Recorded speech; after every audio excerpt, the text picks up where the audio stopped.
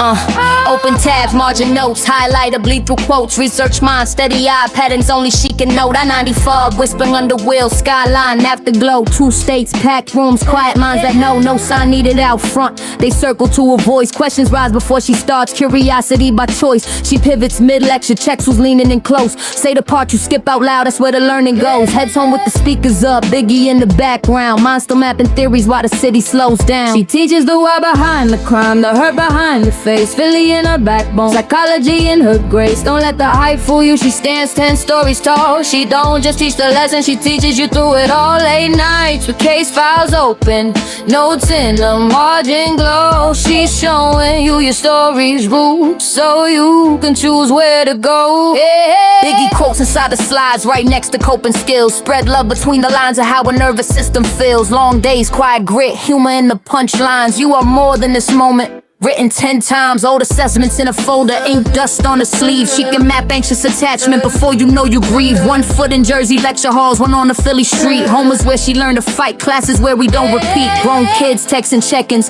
pride she doesn't post. She teaches minds all day, then goes in mother's most. Case files, true crime, mind behind the scenes. She doesn't tell you what they did, she shows you what it means.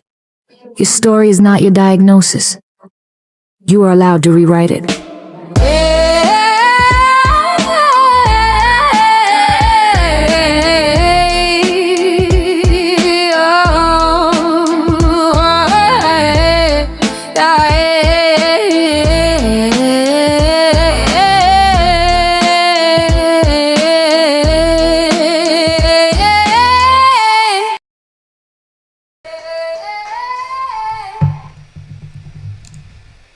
Round 2. Let's try it again. I don't know what my fan's blowing about because my computer hasn't been on all day.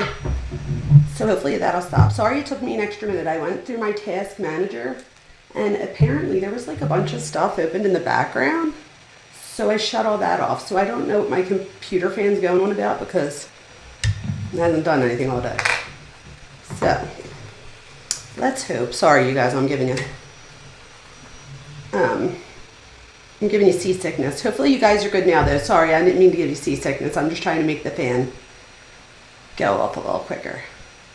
Yeah, everybody hit like and subscribe and all the things. Hopefully the second time is a charm. Hi Tony, hi Andrea, Cuffy's back, Alexa's back, Casey's back, Truth is back. Oh, thank you guys. You're still driving. Well, please don't text and drive. Please. I'd much rather you just listen. All right, let's see. How we doing over here? Can we hear me? I know that it's not the best, but thought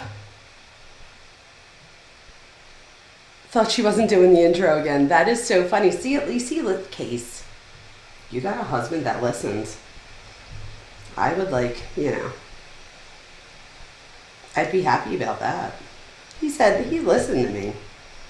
I might have to marry him, Case. Oh my gosh. And he wasn't even paying attention and he listened to me. Not really, you know what I meant. I was just joking. Yeah, I know he's joking. I'm just saying the fact that he even knew that I said that. That's amazing. Okay, so let's talk real quick, you guys.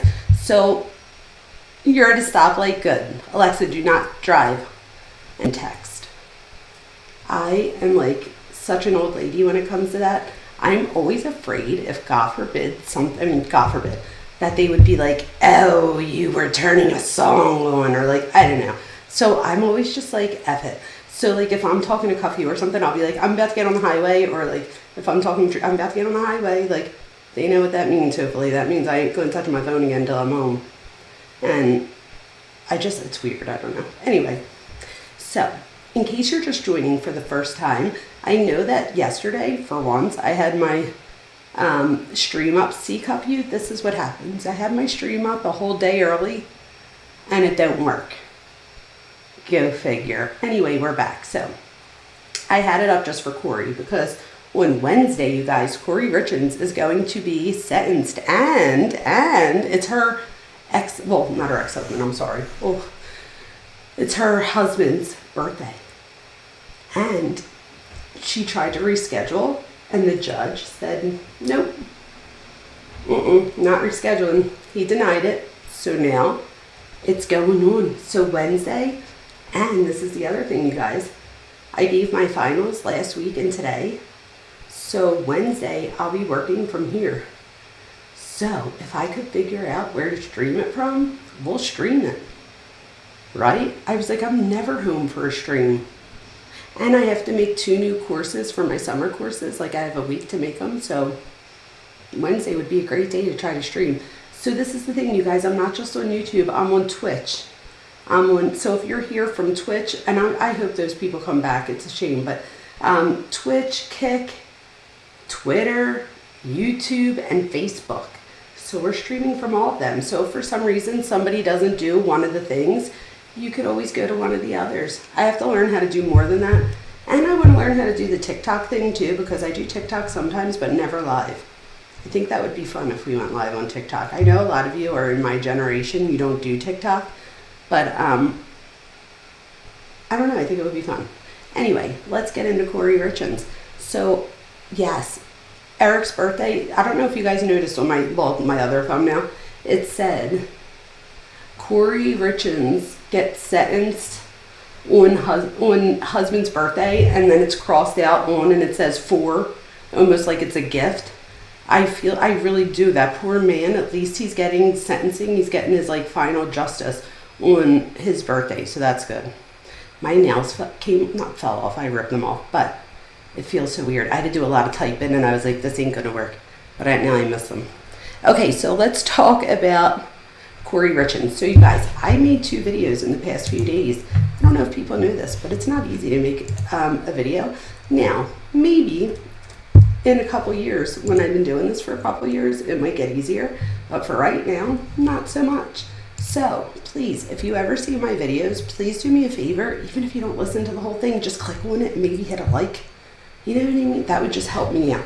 So you guys, what I did was, instead of me going through, I'm not going to do PowerPoints today. So I don't know if some of you are like, yay or nay, I don't know, but we're going to skip the PowerPoints today. Since I spent so much time doing the 2 videos, we're going to look over the Kouri Richins video. It's like, both of them are like 12 minutes. They're not long videos. But then after we're done with Kouri Richins, we are switching over to David. And let me tell you why. I wasn't going to do that. I'm doing that because the last time I was on, you guys had told me to go look up the psychological analysis of David, and I did that. And although I thought it was very well done, I don't know, like there's a few things that I wanted to go over, but a lot of other people streaming it, I don't know. I feel like I need to go over a few things and set some of the records straight so that if you are listening to this and you have heard the psychological overview, that it can put things into perspective. The one I did is a little bit more broad. It's just the beginning. I do want to get deeper. The more we find, the more I could do that. So if any of you, the fan went off.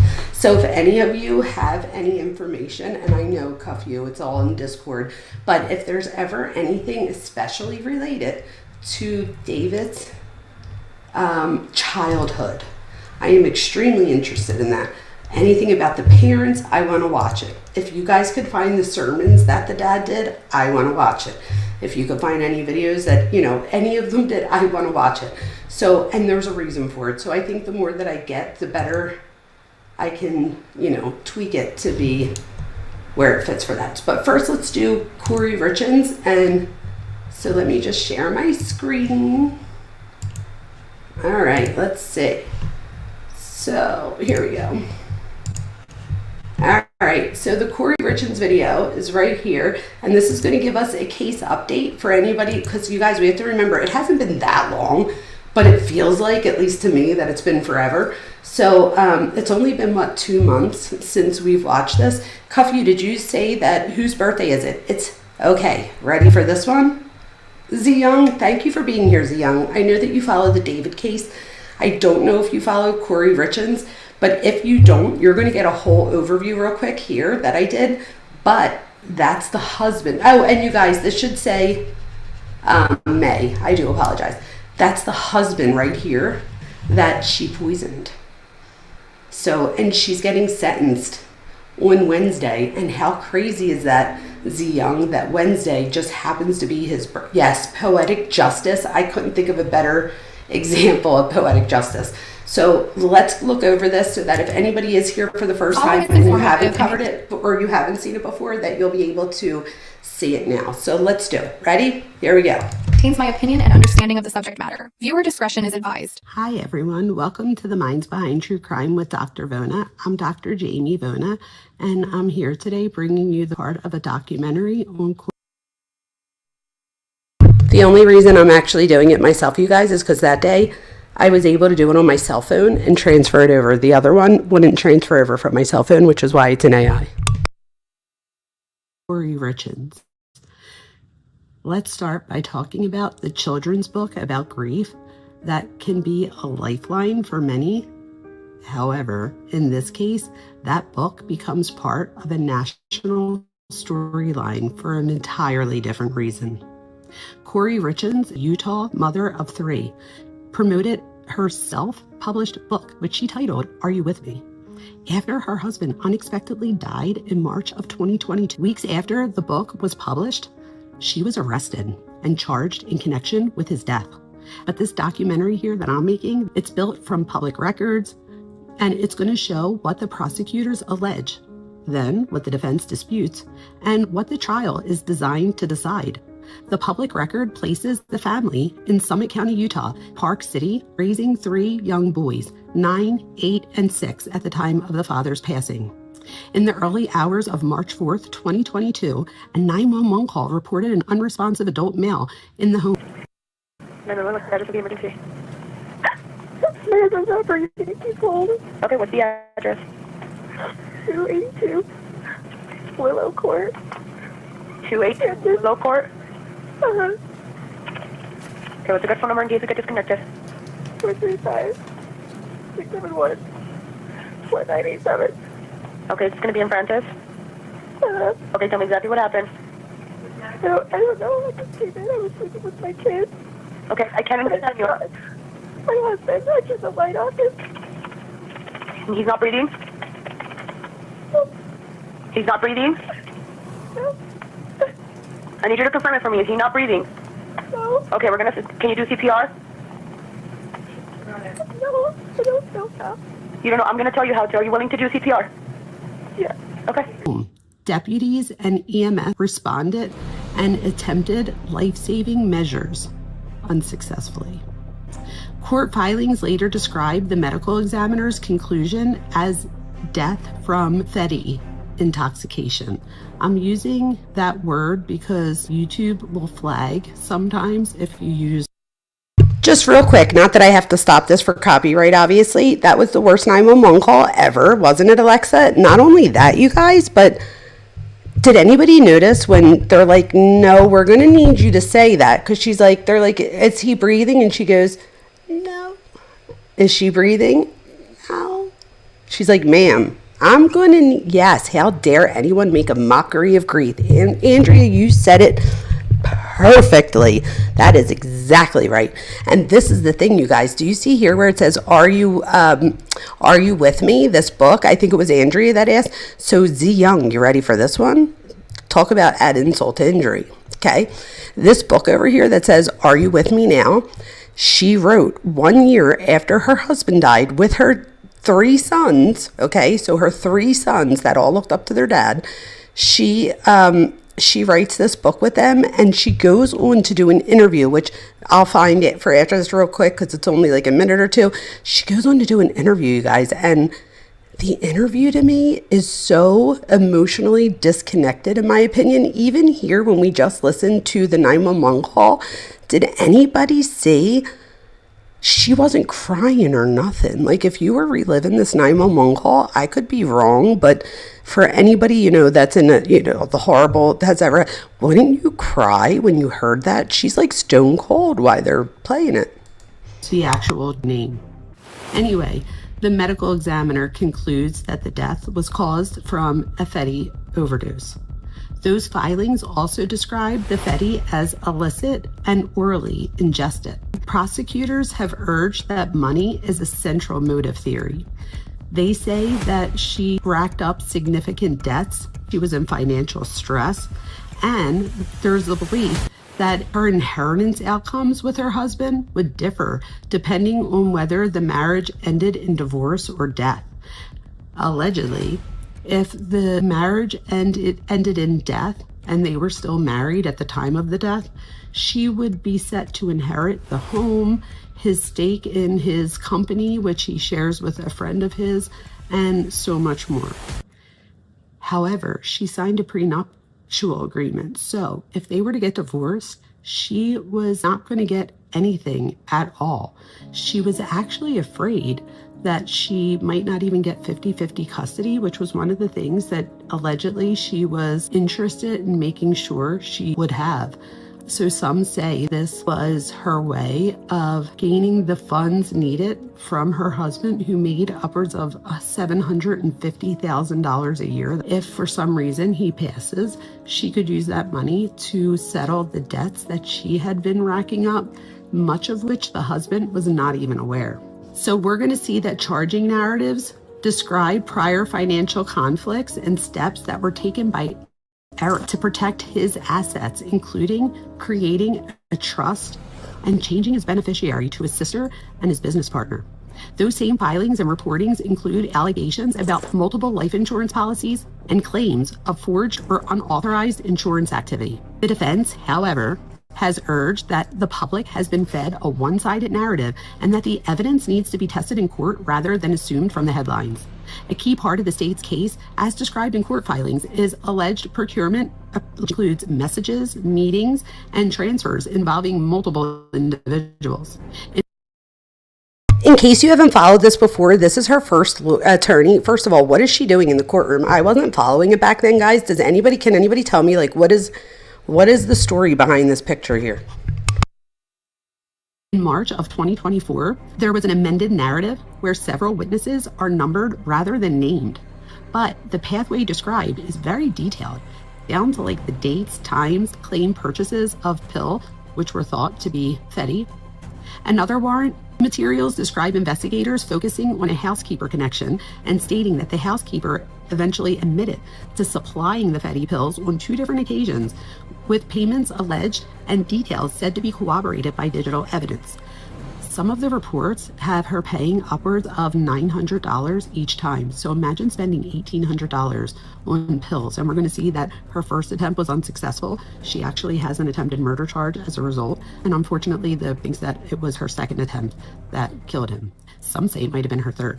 Even in later court reporting, investigators acknowledge limitations. So there's a detective that testified that he could not be certain that the Fetty obtained through the alleged chain was the same substance that caused Eric's death. That's important. This distinction really does matter. It's the difference between this pathway existed and this path conclusively is the pathway that explains Eric's death. A trial is where that gap is going to be argued and tested. One of the most emotionally potent allegations, in my opinion, is tied to Valentine's Day of 2022. In the amended probable cause affidavit, in the narrative, there are 2 close friends of I said Valentine's Day. Eric that reported getting text messages from him that night. One reports that he said, "You almost lost me," in quotes. The second one, it says, "I think my wife tried to poison me." The narrative describes symptoms like hives and the use of an EpiPen and frames the episode as an earlier poisoning attempt. But the same filing also contains a conflicting piece of evidence. Later texts that are attributed to the defendant messaging a friend that there were no hives and no EpiPen and characterizing the incident as a joke and messing with him. These 2 accounts can't both describe the same reality in the same way. For this documentary, that's a moment that we need to slow down, not to sensationalize, but to show everyone how legal fact-finding works. There needs to be testimony, corroboration, credibility, and then cross-examination. Court filings describe a narrative involving celebratory drinks on March 3rd, 2022, which are often referred to as Moscow Mules in the amended probable cause statement, followed by sleep in another room and the early morning discovery that Eric was not breathing. Allegedly, they were in bed by 9:30, 9:45, and they brushed their teeth by 9:45, I think she says. Then they laid in bed for about 5 minutes when one of the sons said that he was having nightmares. So Kouri goes and lays down with the son, and she said that when this happens, if she goes into one of the kids' rooms to lay with them, if they're having a nightmare, if they need her, if they don't feel, whatever the case may be, what happens is she'll fall asleep with them. But then when she wakes up in the middle of the night, in this case, it was around 3 a.m., she'll go back into her bedroom. Anybody who's been, who is a parent, my kids are grown now, but anybody that's been in the situation knows that these things happen. You go into your kid's room, you come back in the middle of the night. This is what she's alleging. Again, we're going to have to see what the evidence shows. Within the same filings that I was just talking about, a key defense leading explanation is attributed to the defendant. So the idea is that the Fetty may have been in a THC gummy. The filing then states that the medical examiner did not detect THC and that the gummies tested from the home did not contain Fetty. However, Kouri alleges that he may have gotten these gummies when he was in Mexico hunting just 2 weeks prior to his death. Another key dispute is a digital thread. So in the amended narrative, the defendant is described as telling law enforcement that she left her phone plugged in the bed. The filing then asserts forensic analysis showing that the phone was unlocked multiple times in the minutes before the 911 call. To a jury, you guys, these details can become competing stories of the same night. So this could be like panic versus concealment, coincident versus intent. This should become a lesson in restraint. So allegations are not proof, as we know, and technical claims require careful explanation. Investigators pursue digital evidence early. Search warrants describe seizing phones and computers and analyzing message histories, including alleged deletions, around the time of the death. In May of 2023, the Summit County Sheriff's Office confirms the arrest and explicitly stated that the defendant is presumed innocent until proven guilty in a court of law and beyond a reasonable doubt. The Sheriff's Office also noted that the investigation involved the DEA. I put on a screen, I want to make sure comes from the judge, from a court filing. High-profile cases often look static from the outside. In court, they evolve through amended charges, several cases, and evidence rulings. In August of 2023, prosecutors filed notice that they would not seek the DP. That changed the potential sentencing framework and the way that the case is described. In 2025, there was local reporting describing a separate indictment or case alleging dozens of financial crimes, charges that, according to the reporting, were separated from the homicidal trial track. However, in opening statements, the prosecution definitely brings them up. So I don't know how separate they still are. Also, in 2025, the court ruled on suppression issues.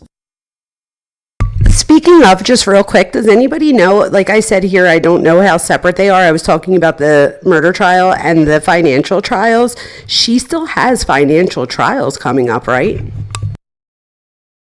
So there were some statements that were suppressed under the Fifth Amendment, while much of the challenge evidence will remain. Another fight emerged over an orange notebook, which was described as a handwritten journal from the night of the death. This is an issue prosecutors asked the court to rule admissible. One of the biggest late-stage developments discussed publicly is the claim that a key witness changed his account of what he sold to Kouri that night.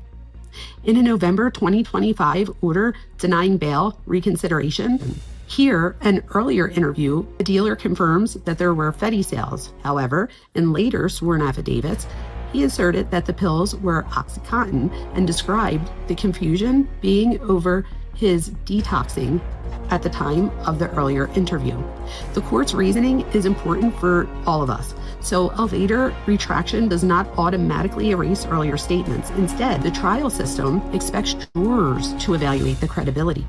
And the state may impeach a witness with strategy becomes legible. If the chain linking alleged purchased pills to the death is uncertain, and if the witness has incentive or credibility problems, that uncertainty can become the foundation of reasonable doubt. In the end, 3 children lost their father and eventually lose their mother as well. A community watched a private tragedy become a public trial. The ethical task here is to tell the story without turning grief into entertainment or allegations into certainty. In the end, the loudest sound is the silence that is left behind. Thank you so much for joining me for the first part of this documentary. Please like, subscribe, and share it if you haven't, so that you can help me get my stream out there for other people that might be interested in watching it.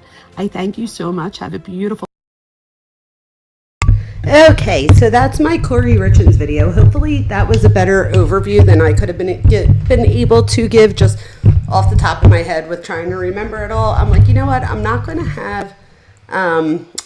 do the PowerPoint only because I did this. So I'm thinking that was just as good, right?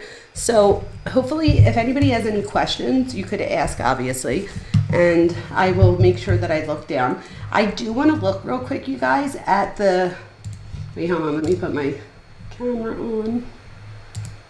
Now that we're done that. Okay, I want to go over here and look at long crime. Kouri body cam. All right, here we go. So this is, you guys, we're not going to watch the whole thing because, well, here goes, wait, I wonder why they did this 22-minute version. This is the 41-minute version. I know kind of where to stop, so, you guys, that's interesting. Talks neat hair, what? All right, let's just play it, F it. Do you see it on your screen there? Yes, I do. Do you recognize this? Yes, I do. What is it? It's my body camera. And is it fair and accurate representation of your body camera that night? Yes. Are there any changes to it? Yes, there's a blur in the middle. And with the exception of that blur, everything else is the same? Yes. And has this clip been cut down from your original video? Not this clip.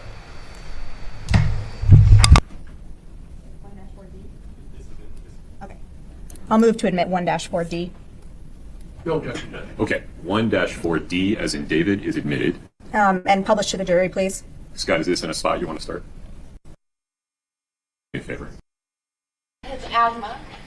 I mean, it's Lyme disease, but I mean, it's painful sometimes. Medicine for it. What does he take? What medicine does he take? I Can you find it and tell us?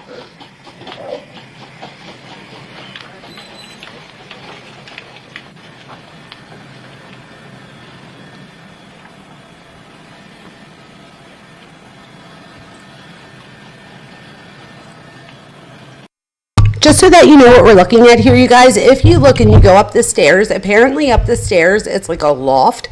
All of the bedrooms are on this main floor. So when he turns around, like right now, he would be coming, there's a front door behind him. This is the law officer. First of all, there's heads and animals all over. Do any of you have them? I'm not judging. I'm petrified. Do you guys know what I'm talking about? Like when I walk into a room, if there's like a deer looking at me, there's an issue. I like, especially with the eye, like I can't. Anyway, that's all I could see in the background is the deer, the bear, and apparently he was like big on hunting, so he probably has them everywhere. But anyway, so upstairs is a loft. Behind the officer here is the front door and Kouri's room and two of the boys' room or one of the boys' room. Oh, True Crime Rewind's got some, I bet. Again, I'm not judging. I'm just scared to death. I also think she staged that very odd bottle of hydrocodone next to his bed as if it was going to make it look like an overdose himself. I totally agree with you. I do agree with that, especially Alexa, because weren't they like 4 years old or something? I was like, come on. Your dad has animals, Andrea. Is anybody else petrified? Or is it just me? Maybe I just live like up here and I don't know. Maybe I just live in an area where I'm just like, I don't know, I'm petrified.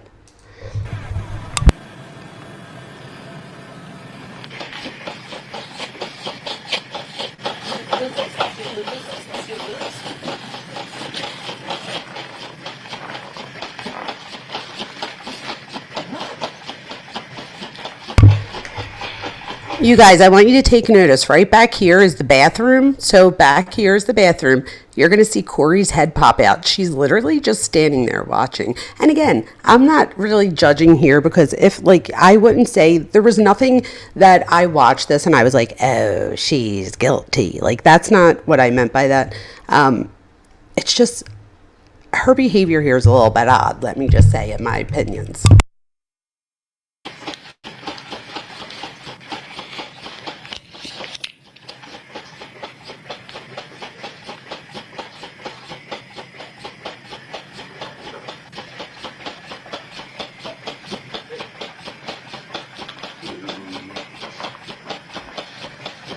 Yeah. Hey guys, and on downtime, to the nasal filters we got here, he's had 2 epis and that is 458. Cam, you want to come out?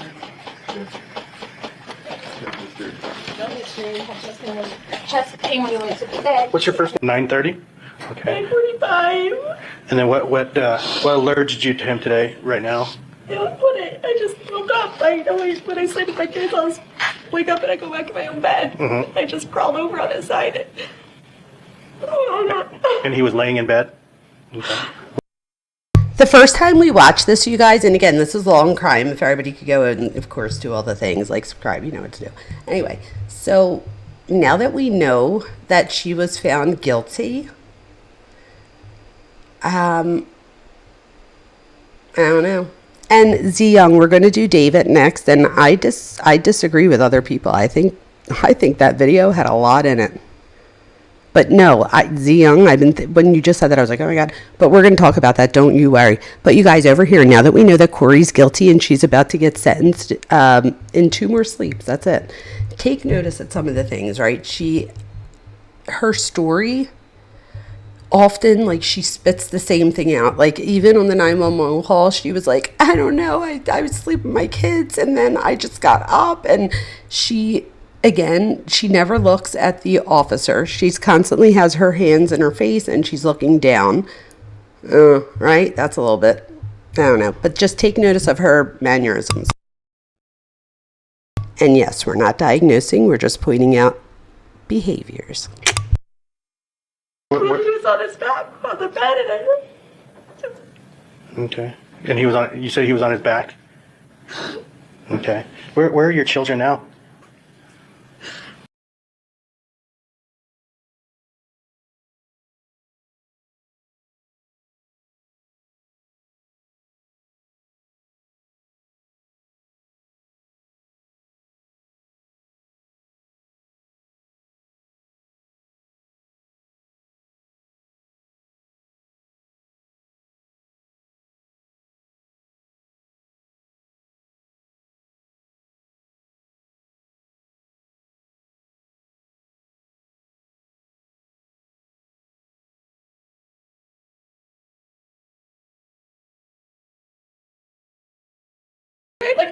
I got in bed and then I just got They're doing their best, okay, ma'am?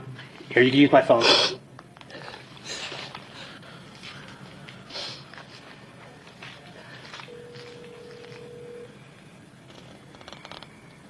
Mom? Mom? Mom?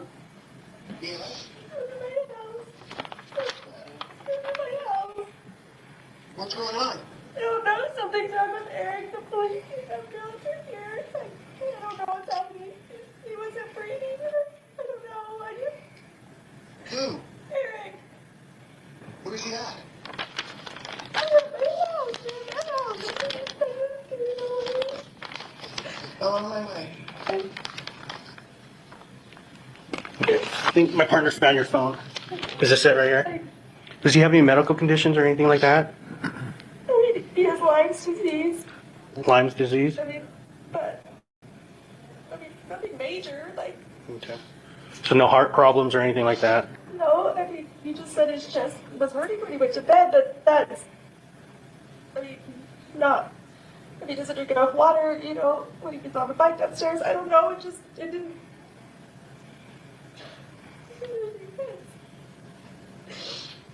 In my opinion, this doesn't make any sense because it doesn't make any sense, if that makes sense, right? So, you guys, she is not looking up, right? So she's not looking up. And then he just said he was really tired because he got his allergy shots yesterday morning Okay. with my son. They went to cut him. And then when did you discover him? What time? I got my phone. It was maybe 3. About 3. Did you immediately call the 911? Yeah, I got up and, as soon as I turned over and he was cold. Mm-hmm. I just felt like something was wrong. So, I just put a blanket on it because I just thought he was room cold. So I just... Okay, you guys, real quick. This is, and I'm not, I really do have a question. If he was already dead and she felt him and he was cold and stiff, she says, why would she put a blanket on him because he's cold? Right? I would be hysterical too, Cuff you.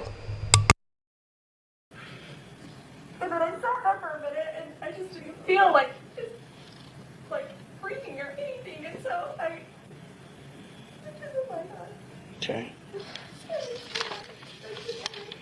Alright? And it just felt so heavy. Mm-hmm. Any COVID or anything like that? We all just got over COVID. Okay. And when was that? A couple of weeks ago. Okay, so not recently. Well, he just, they had like had a negative test, so I was the last positive, and then he had it, so his last negative test was a week ago. Okay. I agree, Lexus. Hey, ma'am, what's your name? Kouri I'm sorry, what was that? Richins, Kouri, With a C? Kouri.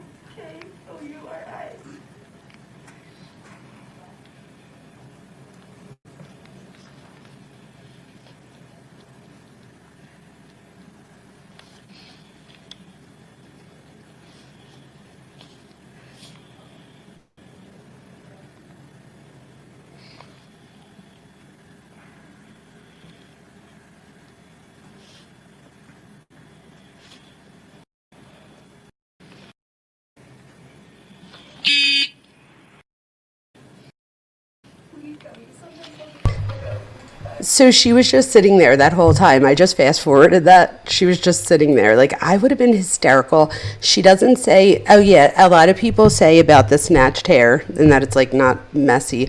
But my thing more than any of that is she knows that at least 2 of her 3 sons are awake because she said they're asleep. And then he said, where are they? And she said, well, 2 of them have their ear to the door and the other one's asleep or whatever, which I don't even know how she knows if the third one's asleep. But would you not be like, you guys, I need to go check with my kids? Like, that's what I was going to ask too. Like, is it just me? I know that people grieve differently, but I just couldn't imagine not being like, oh my God, like my kids must have so many questions. Are they okay? What do they think? Like, I don't know. And even when the sister gets there, like Kouri's not even the one that goes in and tells the kids. So I mean, I get that, you know, she's like, I don't want to, you know, shit, whatever, but you have to. You're the mom. Like, you have to. Go eat before he goes to bed. Mm-hmm.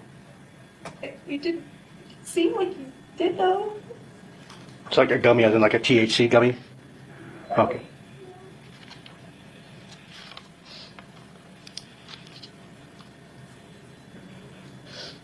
And who is his primary care physician? Who? How do you spell it? How's Lepley?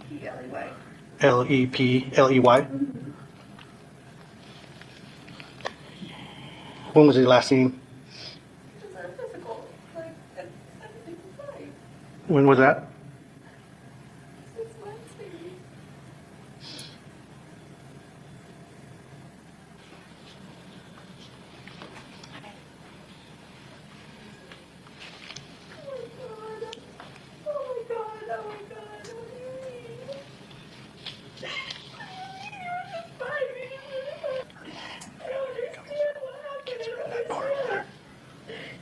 There's 2 kids that are right there in that door. You have to get to the left. Take notice. I just said about the kids, you guys, how crazy was it that he just said the 2 kids are right there at the door and the first thing the cop does is go to look. Right? So, like, why? I don't know. Oh, I'm sorry, Andrea.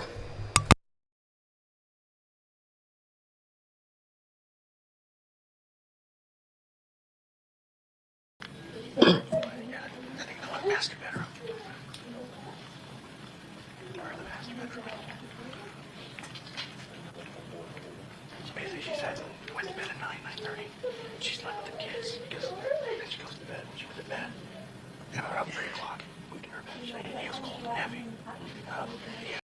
going to fast forward this part a little bit. They're just telling you what they think it is, and then the woman comes out and she says that it could be this, that, and the other. So I'm just going to fast forward this part a tiny bit. You got an allergy shot yesterday.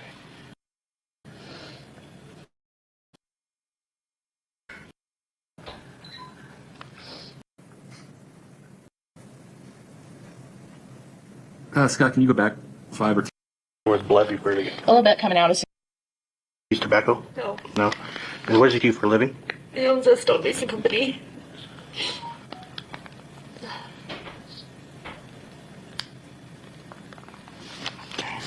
And then when you discovered him, was he on the bed? Yeah. He was laying on his side like normal. Okay. I just thought he was cold. You guys, she just said he was laying on his side like normal. Didn't she say after or whatever he was laying on his back? Cold in there, so I put the blanket on him. Yeah. But his body just felt like heavy, and And which way was he facing? Was he facing towards? no, he was just up, just facing up. Oh, so he's laying on his back. Laying on his Okay. back. And then did you pull him to the ground? Yeah, that's what the lady on the phone told me to do. Okay. Was to take Yes, me Ella. and pull the sheet. Alexa. I don't know why I just said Ella. I meant Alexa. So I could do CPR. Okay. What's his highest level of education? It's a bachelor's degree. Okay. His past is active. He didn't just die in his sleep. This is insane. Any mental health? Only he did. Right? Oh, she does change about fighting him several times. Yeah. Casey says, thank you, Andrea. Oh, okay. That was something personal, was it? Or no, him and his son were at the lake, and they were going fishing in a bass competition the next morning, and he was loading the boat, and he slipped and hit his head and fell in the water. Oh, my God. His son found him. Oh, my God. That's awful. Oh, God. Conditions? No. Okay. How about any suicidal history? No. Never. Okay. No. Has he been seen by a doctor in the last 30 days? No. Okay. Has any prescriptions been filled in the last 30 days? No. Has he had a history of falling or anything? No. Any history of prescription abuse? No. I mean, when he was in high school and stuff, yeah. Okay. He knows, I think. She said in high school, like, what? And you guys, what about the shaking she does? And then, oh, Z Young says, I wonder why she killed him, you guys. What? So let's tell her. Money. Z Young, it was money, money, money. Money, money, money, money. Money. So she signed a prenup. They weren't happy. She was cheating. She signed a prenup, and she realized that with the prenup, that if she divorces him, that she doesn't get anything. And if she, but if she outlives him and they're still married, she gets it all. So she thought, and she was putting herself into debt with, like, she was flipping houses, but she was good, like, the first year or something. They said she flipped, like, a few houses. Then she started, like, flipping or trying to flip, and I think at one point, what did she have, you guys, like 12 houses, or it was like something ridiculous, and she eventually isn't able to make doing it and has to, like, give up some of it. She winds up screwing a friend over. A friend thinks that it's her house and she's paying the mortgage every month, and then all of a sudden she gets foreclosed on because Kouri couldn't pay her loan back, so she had to give the deed over. I was like, oh my God, like, what a terrible person.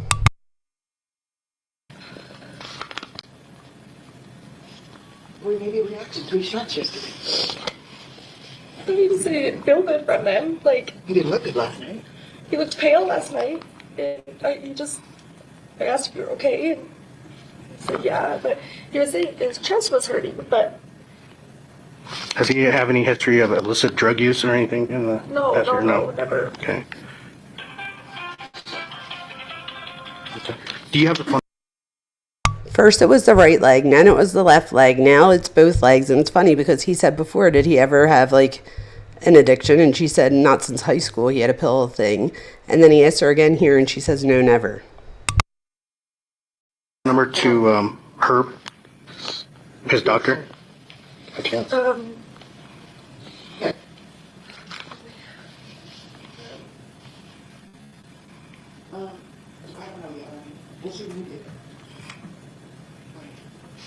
Z Young, it happens way too often, unfortunately. City Family Clinic and Hospital, or, Yeah, I can look it up. I'm sorry. No, that's right. Who told the boys? Claire said the cop told them. Why did you tell the child? No, they shouldn't have told him. I asked them. Oh. They all know. They told me. How do they know? The people Carter told me, cop told me. Would they have told him? No, I didn't. We were in there, so we were maybe a fire department. Maybe they, yeah. Oh my freaking god, oh my god, oh my god, oh my god. Oh, Okay, right there. So the mom, her mom went and saw the boys because the boys tell the mom, the grandmom, that like she just said the two boys told her what happened. And I thought it was interesting that when she said no, the cops wouldn't have told them, would she? And he said, well, we were in there. What did they say to the kids? Your dad's dead. Like, I don't, like, what? And he's like, maybe it was the firefighters, pretty much. Like, what? But the mom, the grandmom, went in to see the kids. And now at this point, Kouri now knows that her kids know that their dad's dead. And she still doesn't go in there, which is, ugh.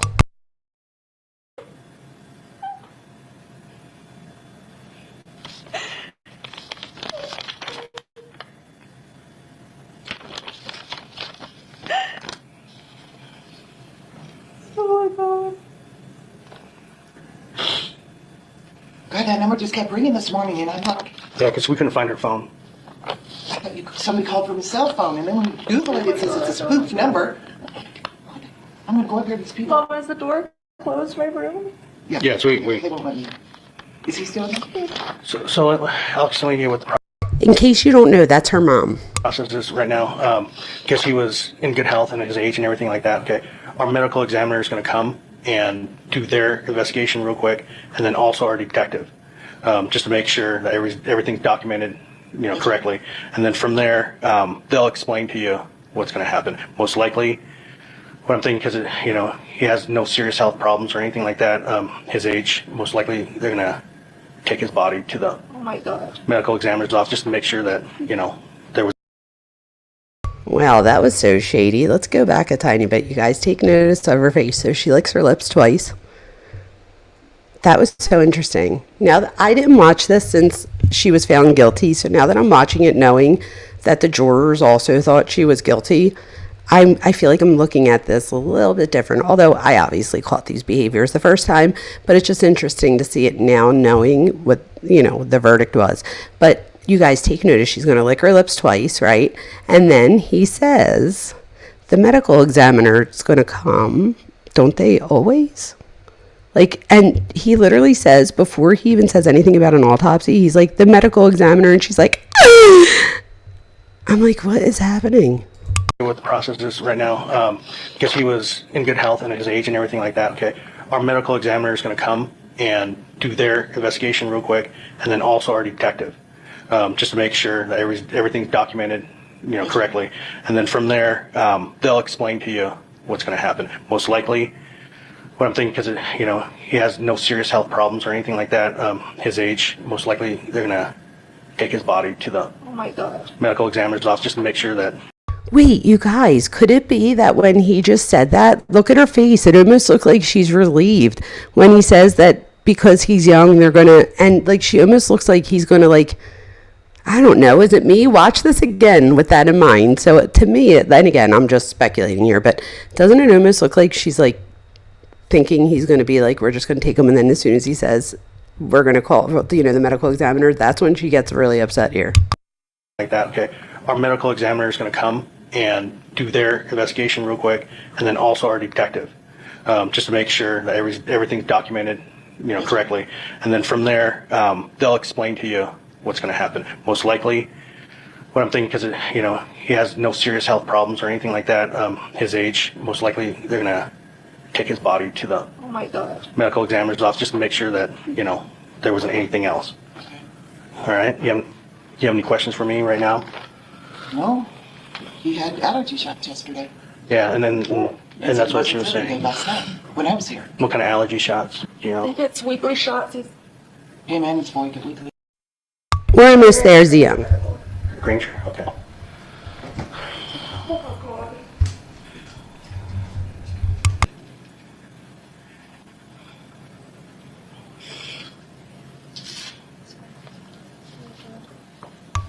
Look at this part, you guys. Watch her. I did. They're all watching TV. I said, you guys gotta go back to sleep. It's 4 o'clock in the morning. Did you guys just hear what the grandmom said? Stop it. So Kouri asked about the boys, and the grandmom says, yeah, I told them that they have to go back to bed. It's 4 o'clock in the morning. What? What? Your dad's dead. Go back to bed, boys. I did. They're all watching TV. I said, you guys gotta go back to sleep. It's 4 o'clock in the morning.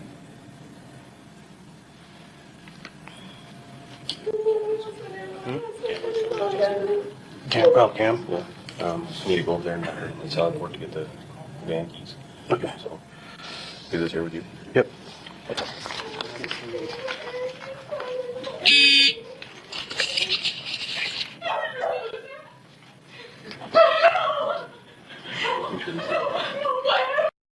This is his sister. Not for nothing, though. Let me be honest with you guys. I'm just being honest as me, not even as Dr. Vona, just as Jamie Vona.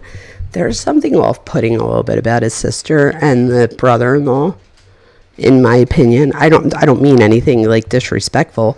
I just feel like, I don't know if this sister-in-law had it out for her already. Like, not out for her like that, but like where she didn't like her already. I'm not exactly sure. But like, what do you guys think? But I don't know. There was some off-putting stuff, at least in my opinion. Not wrong, just off-putting in my opinion.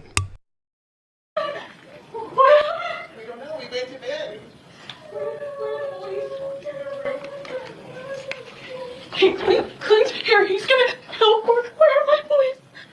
The kids are in the Where's my brother? He's in this room. No.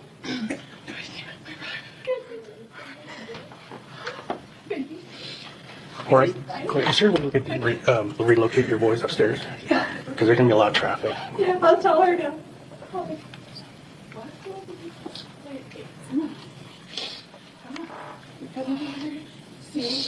Bob. Bob.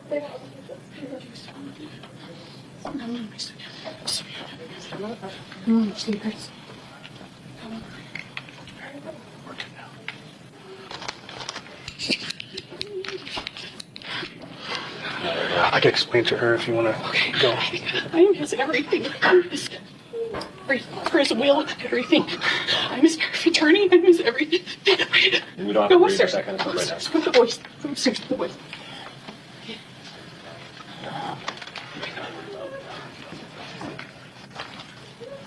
Okay, so that was part of it. Did you see how she said, I'm his everything, I'm his power of attorney, his everything? So, I mean, I guess you could say that, you know, I don't know, that maybe she knew something was happening. And, you know, that's why he made her power of attorney. He winds up putting everything in a trust to the boys. I guess the off-putting thing for me was, in my opinion, was the fact that they spent $100,000 on the investigator. But then again, the police didn't do everything the investigator did. So, I mean, I don't know. But I just feel like they literally kept, like they said, as of 2 weeks before the trial, they were still in the house finding more evidence. And I didn't like all that. I felt like, you know, they could have convicted her on what the police, I don't know. What do you guys think about all that? I'm sorry. This is... No, it's all natural, okay? Just take a deep breath. Take a deep breath. Okay,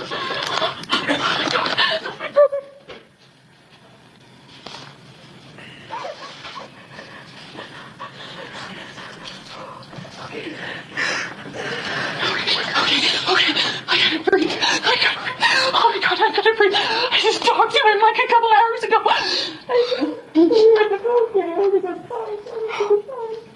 And he just woke up and he wasn't breathing. I went in Ash's bed because I'm a nightmare. So I went back in our room and we were all three. And I just turned over to cuddle him and his body was just so cold. Gone a while. So the only information I know from Oh my gosh, you guys, I don't know why I didn't notice that the first time. Did you guys hear what she just said?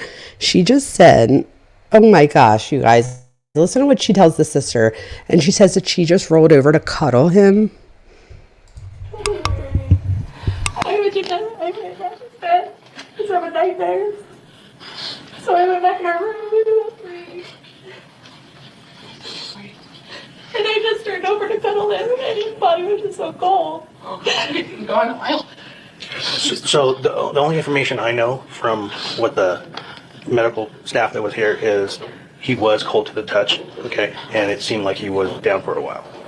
We went to bed, he was fine at 9:30. I mean, that's when I went to the bedroom with Ashton. I mean, so unless he went, like, I didn't hear anything. He didn't yell. He didn't say anything was wrong. Nothing happened. Like, nothing happened. Oh my God, this is not real. Nothing happened. Like, I didn't hear anything. I'm right across the room. Like, if he was in pain, why didn't he yell? It sounds like he wasn't. I know, but why? I mean, I'm such a light sleeper. I couldn't have heard anything. I just couldn't have heard anything. And he just said, Kouri, like, I would have. He was so cold. He was so cold. I don't know. That was.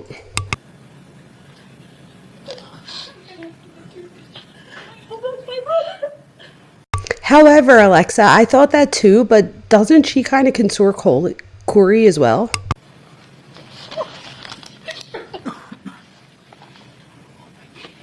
I agree, Case. My mom said that there he goes now, and I. See? Get through this. Oh, we're gonna make it through.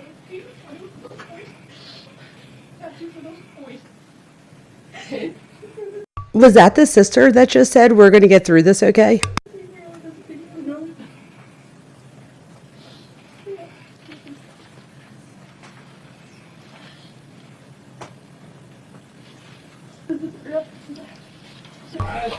Why did he take a picture of the thermostat? Hi, Glenn. I can't see your back.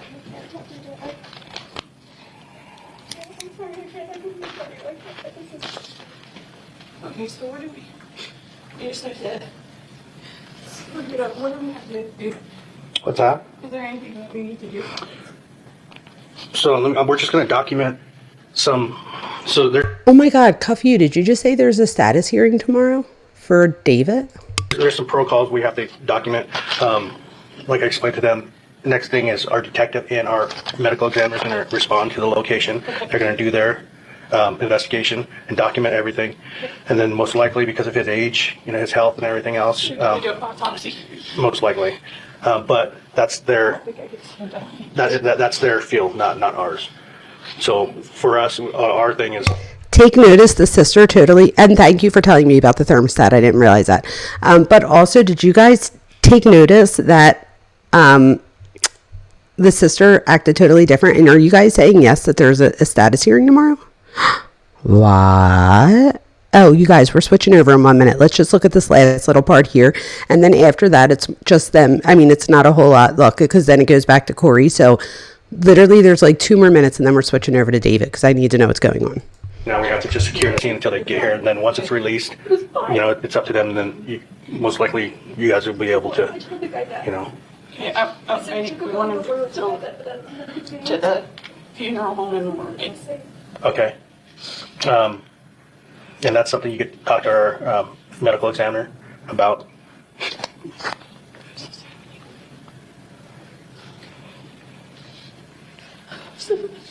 I mean, no, they take so all the time.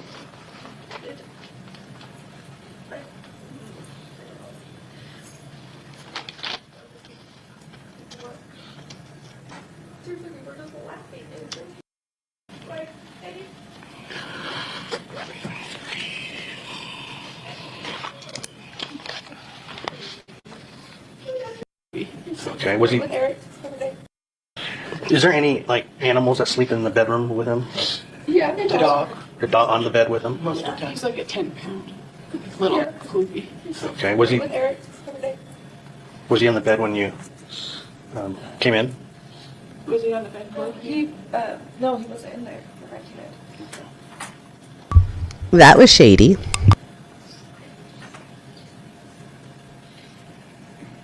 What are the chances that the dog doesn't go in there the one night? What's up, Travis? We're about to switch over to David, and I need your I just like lawyer stuff. Everyone woke up and then we're here. I don't think he can even function.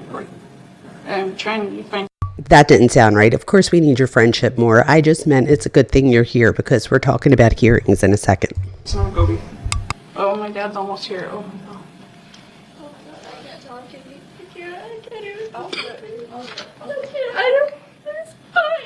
He was fine. I'll do it. Tell us again, Kouri. Can you just please explain to them the process that they can't pass the threshold until that's it's what really you're doing? Yeah. Okay. yeah. Was that what you're doing? See? Okay. Yeah, I thought you were like seeing if I was gonna pass out or something. No, but I, like my. And that too, you know. I'm so shaky. I think I'm just stay sitting until I will go. It's okay. He had like look at that stuff on his nose. It was like, what is that?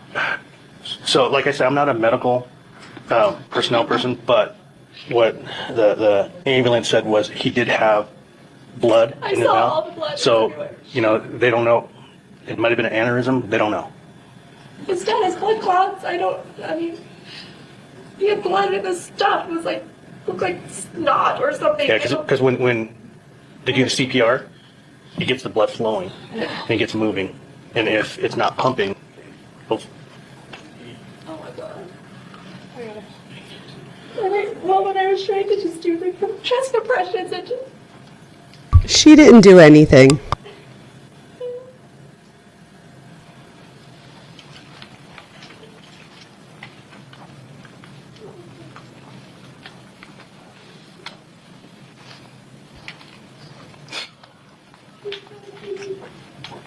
So Kouri, does he have any other medications except for that? He had high cholesterol.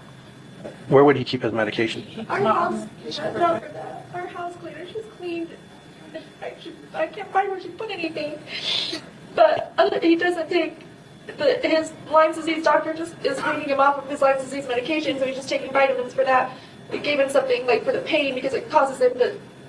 Now that we know what we know, did anybody catch that she just said our house cleaner just came and cleaned the house and I don't know where anything's at? And you guys, if you're in here for David, we're switching over in about a minute or so. This is almost over. It just burns his body, so he has pain medicine. And Is it that green bottle? She just said he has pain medicine. Wow, she's really trying to set this up. I honest to God don't know. I don't know. That was the one I found in his bag that he just took to St. George because we just went to St. George. I would assume that, but that looked old to me. I'm sorry, I don't know. I'm sorry.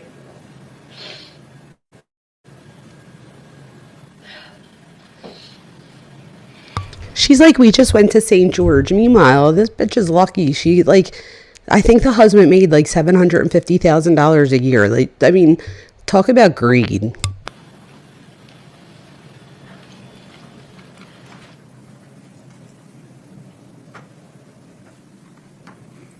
I bet she wished she didn't do it I now. want to show you a couple other exhibits. They'll pop up on your screen there, and we'll kind of move through them. So first, we'll do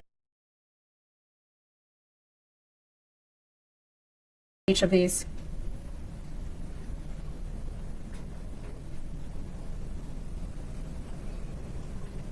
Oh, well, this is from the actual trial.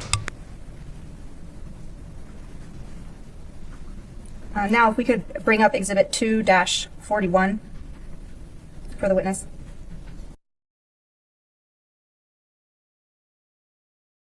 Okay, you guys, so again, if you're just joining us, Kouri Richins will be getting sentenced on Wednesday, this Wednesday. If I could figure out where to stream it from, I'll even stream it so we could all watch it together.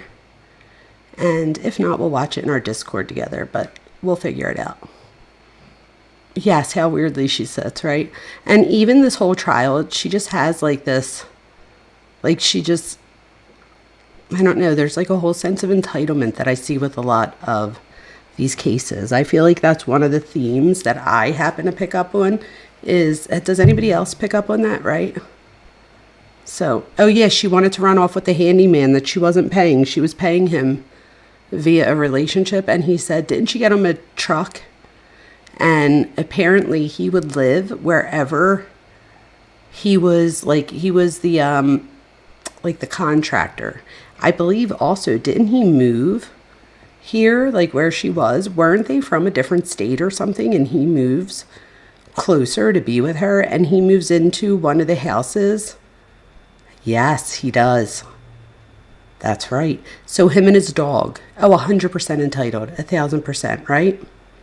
Oh, her mocking faces and her smirks, they're crazy too. And for anybody that doesn't know the case, the sister that was just there the very next day, or like a day or two after or whatever, her and Kouri get into a fist fight because Kouri's trying to open the safe with a locksmith because she couldn't get it open. And the sister sees her, because I guess the sister doesn't live far, and or something, and she was getting, like, she was getting about ready to drive somewhere, and she saw a locksmith. I'm like, I don't know how you just see a locksmith, but whatever the story is. But she comes in and is like, what are you doing? Like, and Kouri's like, nobody knows the code and we need his will and stuff. And the sister was like, why can't we just ask my dad, and da da da. And then Kouri, like, and her get into a fist fight. Kouri gets in trouble for it. It's a whole thing. So, you know what I mean? She tried to poison him too. Who you think? Oh, Ella. That's right. Allegedly, didn't the boyfriend get sick a few days or weeks or something before? And I don't think it's till somebody asks him on the stand, I guess the prosecutor, if he thinks that this could have been like practice, that he like, and the boyfriend does break down. Yep. That's right. With the hush puppies. That's right, Case. And it's funny you say that, because he winds up having almost the exact same reaction as her husband. They both were like throwing up, and then they both pass out for like the whole day, and they're like, we came back and was like, so they both had a very similar story, right? So, but does she get charged with that, you guys? I don't think she does, right? He was her guinea pig.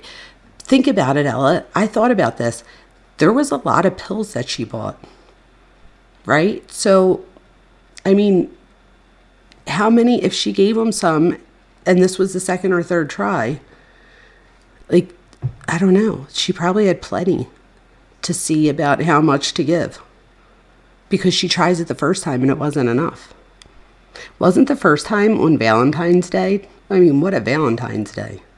She leaves him. Talk about an effed up Valentine's Day, you guys. Z Young, picture this. He goes out to his car, the husband, and in his car, he's got his favorite sandwich from his favorite place, I guess, like with a little note attached, like Happy Valentine's Day, whatever. She poisoned the sandwich, his very favorite sandwich. Okay? So, you don't think she knew for sure what each pill? Gotcha.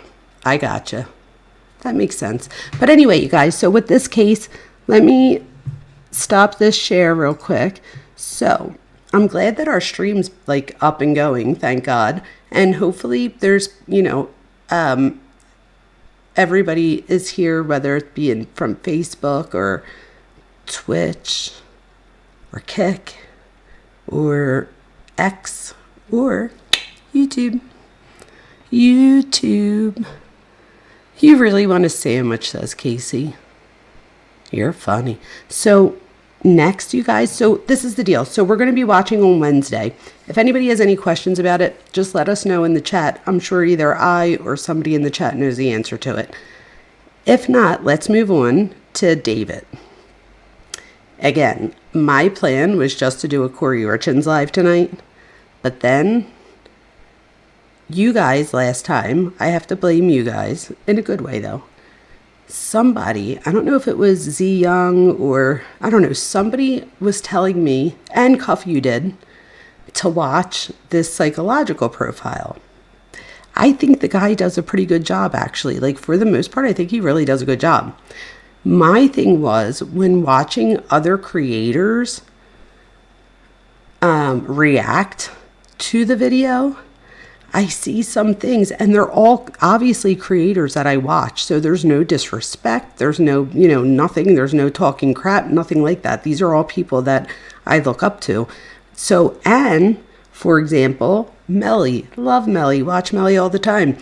Melly even asks if she even not asks, but she says, like, we need to get somebody on here that knows the psychology behind it and stuff like that.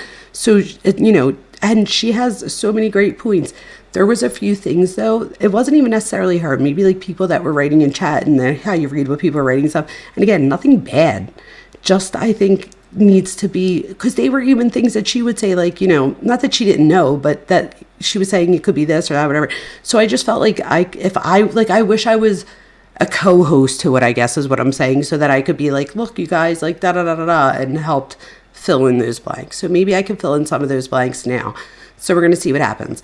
So we're going to start this, of course, by looking at my 10-minute video or 12-minute video, whatever it is, on the psychology, the developmental psychology, excuse me, of David Burke. Now, let me preface by saying I only have, there's thousands of hours, so I'm not saying that I don't have a ton of information on him. But as far as his background and his family, I can only find so much. So Z Young or whoever else, if you guys find info on the parents, please let me. I know that the dad did like a, what was he, like a preacher, and he does like a few sermons online, which I think is interesting because I was like, oh, well, does anybody remember that David also creates a YouTube where he's not like a pastor like his dad saying the sermon. However, he like does the Bible study type thing online. And it's just so interesting because if you listen, there were a few people, I guess like some people on YouTube and Reddit, and even TikTok, I'm sure, people like grabbed a lot of these videos before they were taken down. Even Zav Girl has so many, right? She has so many of the Discords and stuff. So thank God people were able to screen grab this stuff and then share it. You know what I mean? So interesting.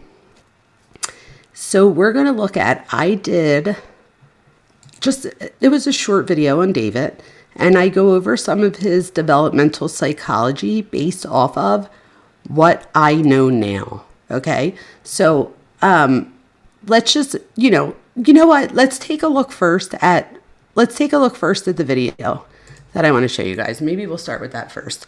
So his name was, oh my gosh, where was it? I had it written down. Oh wait, I could just go on my history and it'll be right there. Okay, here we go. I found it. So it's called the thumbnail is Pure Evil. I'm going to show you real quick. A murder that has become one of the most discovered. Hold on, I have to share my screen. I love when you click on it and it just starts. So this is, and I'm going to tell you the name of the person again, and hopefully you guys could put it in the disclaimer. Yes, we are not diagnosing any here. We're literally I'm literally looking at his observable behaviors. I happen to teach psychology at the college and university level for over 22 years, and I teach all psychology classes. I teach psychopathology, abnormal psych. It's called different things depending on where you teach it. I teach all the things, you guys. I teach developmental psychology every single semester, even over the summer. So developmental psychology is a big one. I teach family violence. I teach so many classes, like so many. So statistics, research. I could go on and on. Psych assessment, even clinical applications of psychology I teach. So, and again, we're not diagnosing anybody. We're just talking about behavior patterns. So just know that I believe, in my opinion, that I have done a ton of research over the years, and that, any one of my students, if any of my students are on here, hopefully they would jump in and be like, oh, she definitely knows what she's talking about. I literally have read the textbooks so many times that or like videos we watch in class, like of like Eric Erickson's identity versus role confusion and stuff. Like my students will laugh because it'll be playing in the background and I'll like start lipping it. I'll be like, because I know what's coming up next. Like, so I really feel like, and everybody knows I have a great memory. So I don't know why I'm trying to put it out there. I guess because people, one person had questioned my background, but everybody knows that my stuff is all available online. Let's get it to this real quick. This is from, what's his name? It's called The Warning Signs Nobody Saw, a Psychological Analysis. And this is by Jay Wisdom. Jay Wisdom. I made sure I already subscribed and liked. And Jay Wisdom has a lot of subscribers. I mean, let's look at what he has to say. Cases of recent times is that of David Anthony Burke, who went by the stage name David. And I am not sure, let me put this out there, I am not sure what Jay Wisdom's qualifications are. I don't know if anybody knows. I did try to look. I didn't see anything. I don't know. But either way, he quotes and like references like Eric Erickson. So he does do some of the research behind it. So like I said, he does do a good job. It's more, some of the other things. So let's just hear what he has to say. And I think that I can apply what I know to make this an even more well-rounded video. David was at the peak of his career. He dropped a high-charting debut album, he had millions of social media followers, and was significantly wealthy for a man only 20 years old. However, in September of 2025, detectives discovered the body of a 14-year-old girl that had been missing for months, Celeste Rivas Hernandez, in the trunk of his Tesla, decomposed, dismembered, and abandoned. And for months, people debated on whether they believed that this innocent-looking, clean-shaven young man with a melodic voice could do the things he'd been accused of. But now that David has been arrested for murder, and the prosecution have documented their evidence, the likelihood that this was some sort of setup has been significantly reduced. It became evidenced that David had a physical relationship with Celeste while she was still a child, and when they broke up and she allegedly threatened to expose the relationship to ruin his career, the prosecution believed he took matters into his own hands. Is this too fast, you guys? I listen to everything at like 2 times speed. Let me just put it on 120. There we go. To protect what he built. But when you add the context that he made music constantly that included themes of blood, violence, and a romance that ends in tragedy, it's caused a lot of people to suspect that this outcome was something David always wanted. However, I'm not here to discuss theory and conspiracy. I'm here to clinically answer 2 main overarching questions. How did David's life engineer him to become someone capable of potentially murdering and dismembering a child? And if he did, then what mental mechanisms allowed him to carry on with life after the fact, knowing the body of the girl he was once intimate with was decomposing in his car?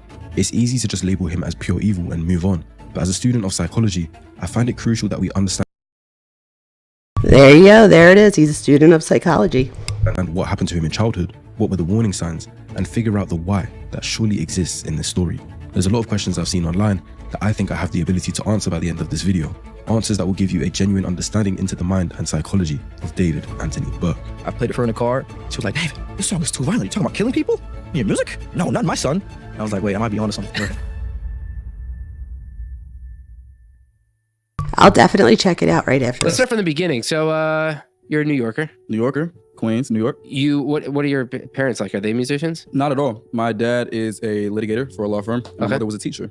She doesn't do it anymore, but she does notary now. David Anthony Burke was born in Queens, New York, to Colleen and Dawood Burke, 2 Christian parents that seemingly would give him a tough and controlled upbringing. Everything we played in the house, music-wise, was just Bach, Beethoven, Mozart, gospel music, like classical stuff. Instrumentals only. Like, we didn't listen to any other music. There was no like Lady Gaga and all the popular artists everybody was listening to. We never could listen to that because my parents just wouldn't let us. It was just like straight classical stuff. It was literally nothing. It was all gospel and like classical, Mozart, Bach, like all that type of stuff. Because my parents wanted me to be really smart. They never like talked about college or anything like that, but they always wanted me to be very intellectual, very put together, have an idea of what I'm doing, but they never like listen to music like that at all. Trying to control what your kids listen to and the content they consume isn't necessarily harmful in and of itself, but if a kid is going to school and has no level of cultural relatability, it can cause feelings of being excluded, which in turn affects his socialization. If everyone got to access music and it became a point of discussion he couldn't involve himself in, it might have led to feelings of envy, and instead of David accepting this, he tried to find a way around it. Did your parents... Okay, so this is the first thing I wanted to say something about. So I totally agree with this here. I actually, the last time we did a live on this, which was, I don't know, a little bit ago now, but sometime in the past few days, but the last time we did a live and we talked about this, if you guys go back and look, I actually brought this up as a big point of, you know, I think this is a big part in his development, and I believe it's in my video too, where I discuss how you guys have to picture it. Picture you're in your bubble, your household bubble. Think about how much music meant to so many of us. I don't know about you. I don't know what it was like where you grew up, but where I come from, everything was music related. Like even the things that we studied in school, people would make songs to it because the kids would remember it more. My thing is this: music is a culture, okay? So it's something that a group of people bond over and that we have something in common. With that being said, if he wasn't allowed to listen to that in the home, one, I'm sure, and I don't know this to be true, but I'm sure he still, you know, heard it somewhere at school, after school, on the bus home, I don't know, whatever. But at some point he realizes, and he even realizes it, I'm sure, and again, this is just my, you know, my theories, but I'm sure he could feel that there was something different about him. Like, think about all the music that comes out, and we talk about going to concerts, or did you get that new CD, or CD, I'm aging myself, but you guys know what I mean. And he wasn't able to share in that culture. That's a big deal, especially for young kids. So it's my opinion that that had to have an effect on him. And I also think that because he winds up being so receptive to music eventually, and because his parents were so not musically, you know, he said they didn't really listen to music. I can't imagine a home not listening to music. It's just foreign to me. But he even says that the things that they listened to in the house, that they didn't even have words. Like, it was all instrumentals, which is beautiful. Don't get me wrong. But could you imagine if that's all you got? Like, I feel like part of growing up is like even listening to what your parents listened to when they were growing up, and then you're listening to your stuff growing up, and your parents make fun of your stuff growing up, and then you make fun of your kids, and it's like so on and so forth. And so I don't know. I guess we're gonna see what this guy thinks. And just so you guys know, I watch this by watching other people's lives about it. So it's interesting to see it all together here from the guy. I figured we should give him the view because he's the one that did the video. So make sure everybody goes and likes and subscribes. Let's put sort of a cap on what you couldn't listen to. No, I was sneaking around. I had this little iPod. I got it with me right now too. I still got these. I used to sneak around with the iPod Touch. I used to sneak around with the iPod Touch and download things off iTunes and stuff like that. The sneaking around his parents. You guys, psychology, something I'm good at. Like this is consistent with reactance theory, proposed by Jack Brem in 1966. When perceived behavioral freedom is restricted, individuals are motivated to reclaim it.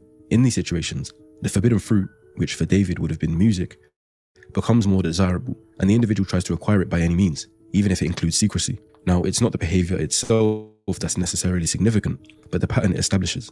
That authority is to be managed through concealment rather than confronted directly. This pattern would then reoccur later for his adult life.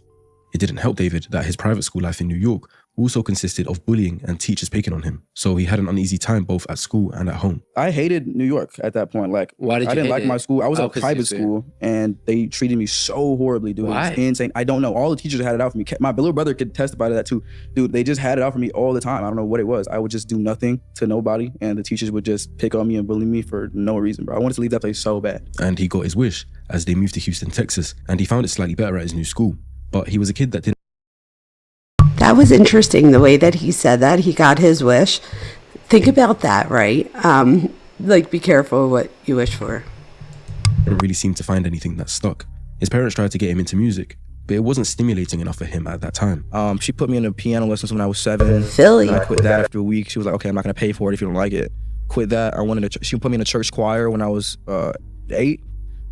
Quit that. And then I was in middle school band when I was in 7th grade. I played the flute and I quit that. But he never developed into a conventionally social child. He describes himself as a people watcher. Okay, that's the next thing I really want. So real quick, before we even go further, this guy brings up a theorist. case, I don't know why I laugh now when I hold this microphone.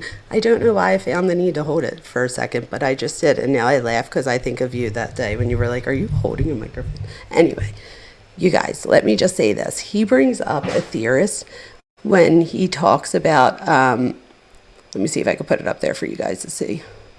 He brings up an old theory. What does he bring up? Who did he just bring up, you guys? I don't know, but he brings up an old theorist. I don't even know why I went back. I'm going to skip forward. Anyway, just so you guys know, the theorist that he brought up was a motivational theory from like 1960 or something, he said, 1965.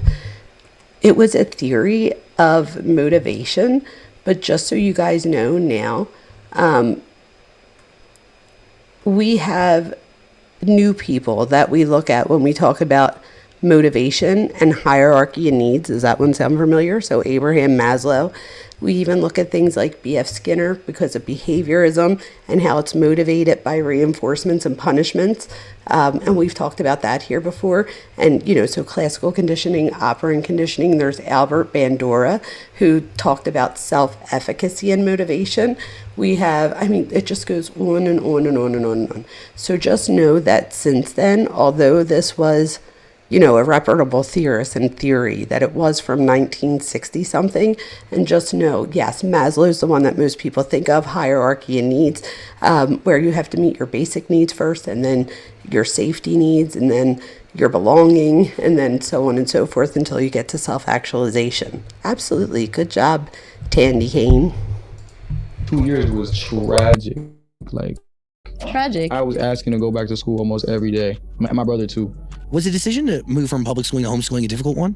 It was, and it wasn't mine, it was my parents. So there's two different types of homeschooling in America. There's like group homeschooling, where it's parents that don't want their kids to be in public school environments, but they still want them to be in social groups. So they have like, you have homeschool kids that meet once a week at a specific place, and they play like extracurricular activities like basketball and stuff like that, so they can socialize, and they do the work on paper. And then there's a second homeschooling where it's just strictly on computer. That's what I did. They didn't let him enroll on the socialized model involving group meetings with peers, but a fully computer-based, home-based program with no structured peer contact whatsoever.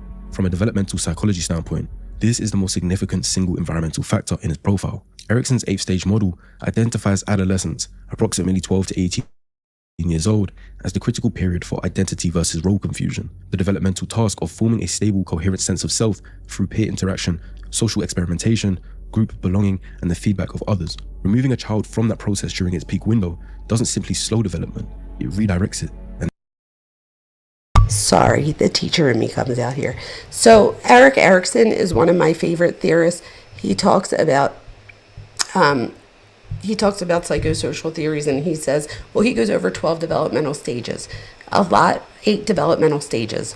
I just saw the word 12 somewhere and said the word 12. I apologize.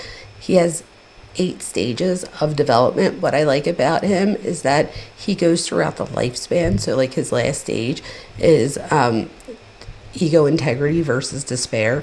His first stage is basic trust versus mistrust. Here at around 12 to 18, now I wanted to make a correction, because although identity versus role confusion is that 4th stage, and it's a huge one, Erikson, or the theory rather, they have recently made us not focus as much on the numbers of when it happens once we hit identity versus role confusion and go up from there. And I agree with that, because think about it. You're not just building an identity from 12 to 18. Your identity is going to continue to change throughout life. So I think what we should say is, instead of your identity fully developing from 12 to 18, that this is the foundation, I would say, of an identity. But you should, hopefully your kids or grandkids or nieces, nephews, whatever, that they have a sense of identity and belonging well before the age of 12, right? So hopefully in grade school, or they have, a team that they're involved in, or an extracurricular activity, or cousins, or friends on the block, whatever the case may be. Hopefully they could say things like, I'm a brother, I'm a, soccer player, I'm a good student, whatever the case may be, so that they can start identifying even things like being Italian, right? That's part of an identity. I would then say, if you would have ever asked me up until I was about even like my, lower 40s, I would have, by 40, I definitely would have said that I was getting my doctorate in psychology. I changed last minute, and I would have never expected to have a doctorate in education, except for when I was doing my, when I was looking to see what doctorate program I wanted to get in, I was contacted by the doctorate of education program, and I was like, and they made a really good point. If I want to go higher in higher education, that's probably the degree that I need, because my focus is higher education. I specialize just in higher education. Whereas with the PsyD, the doctorate of psychology, that's more if you have, like if you're doing counseling psychology, which I do have my master's in counseling psychology and a specialization in marriage and family therapy, but I graduated so young, you guys. I was like 24 years old when I became a professor, and I've been doing it ever since. And I feel like that's my calling in life, and that's just, it is what it is. I'm not apologizing for it. I love what I do. So with that being said, just know that identity versus role confusion 100% is developing, and this is probably, it is a critical time for this development. Just know that your identity development continues throughout life, especially when you make, goals, and then you meet those goals, which help, and even other things that you don't ask for. You might become a grandmother someday, and you might not, or, whatever. So there's many things. I don't even want to say some of the bad ones, but unfortunately, there's a few of you in our family that have suffered the most ultimate loss you can ever have. Nobody wants to identify as being a parent that lost a child. That's just terrible. So Tandy Kane, let me clarify that real quick. Tandy Kane says, you had a doctorate before 30. No, I did not. I had my master's at 24, and I had a specialization. So I got my master's, then went back and got a specialization in marriage and family therapy.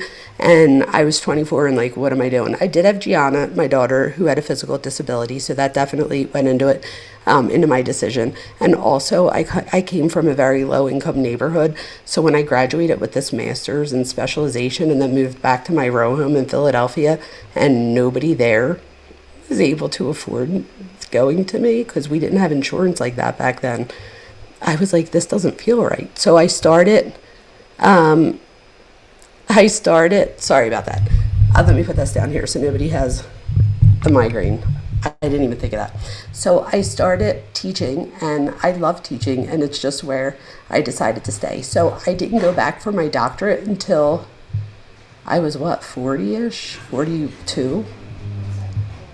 No, about 40. I don't know, you guys. I graduated August 30th, 2024, and I'm 47 now. So I guess I graduated at 45. It took me 3 years and 11 months to get my doctorate degree. It was a 5 to 7 year program, and I graduated with highest honors. So there you go.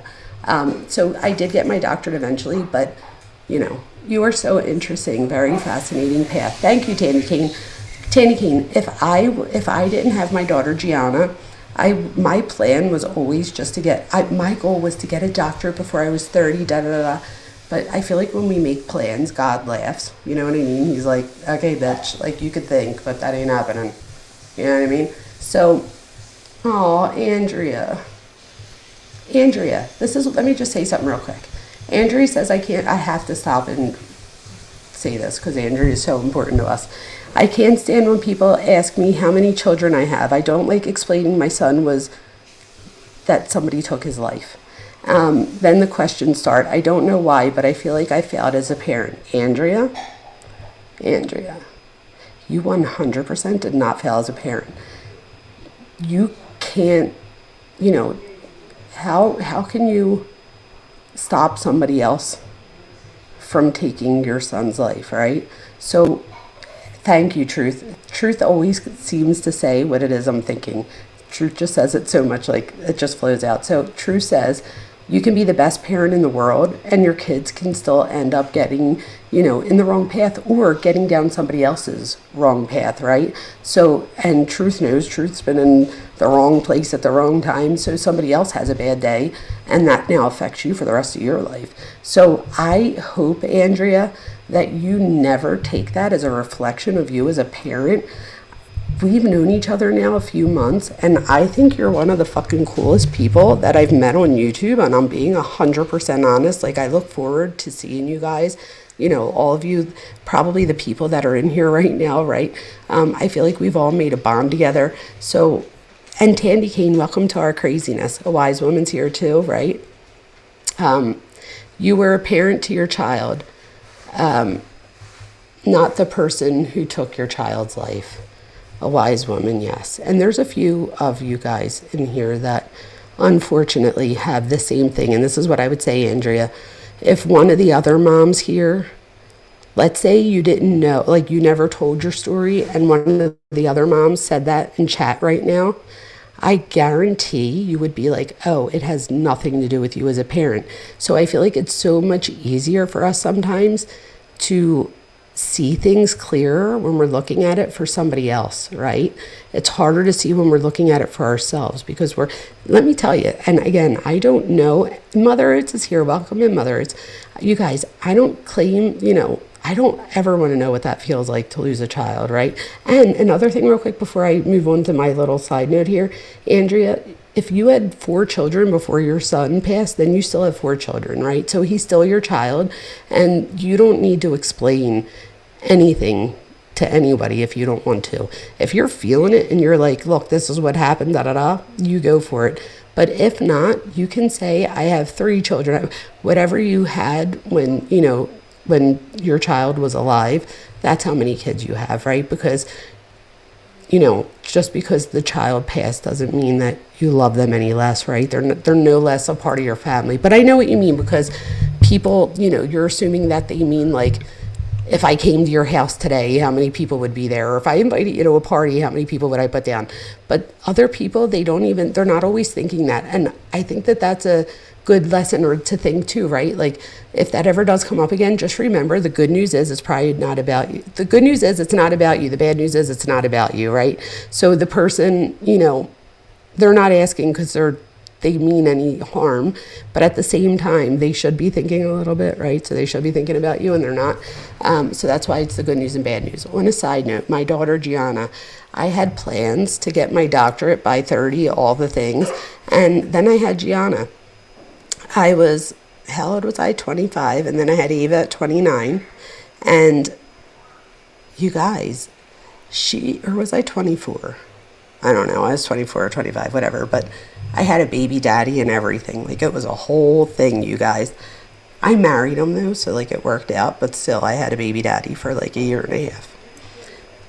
Anyway, Gianna was born, and I'll never forget it. She was an emergency C-section. I gave birth at 32 weeks, and you guys, and I'm only going off on a side note here because it's only like the people that are the ones that always hang out here, so I don't feel like, hopefully nobody's like, oh no, I thought we were talking about just David.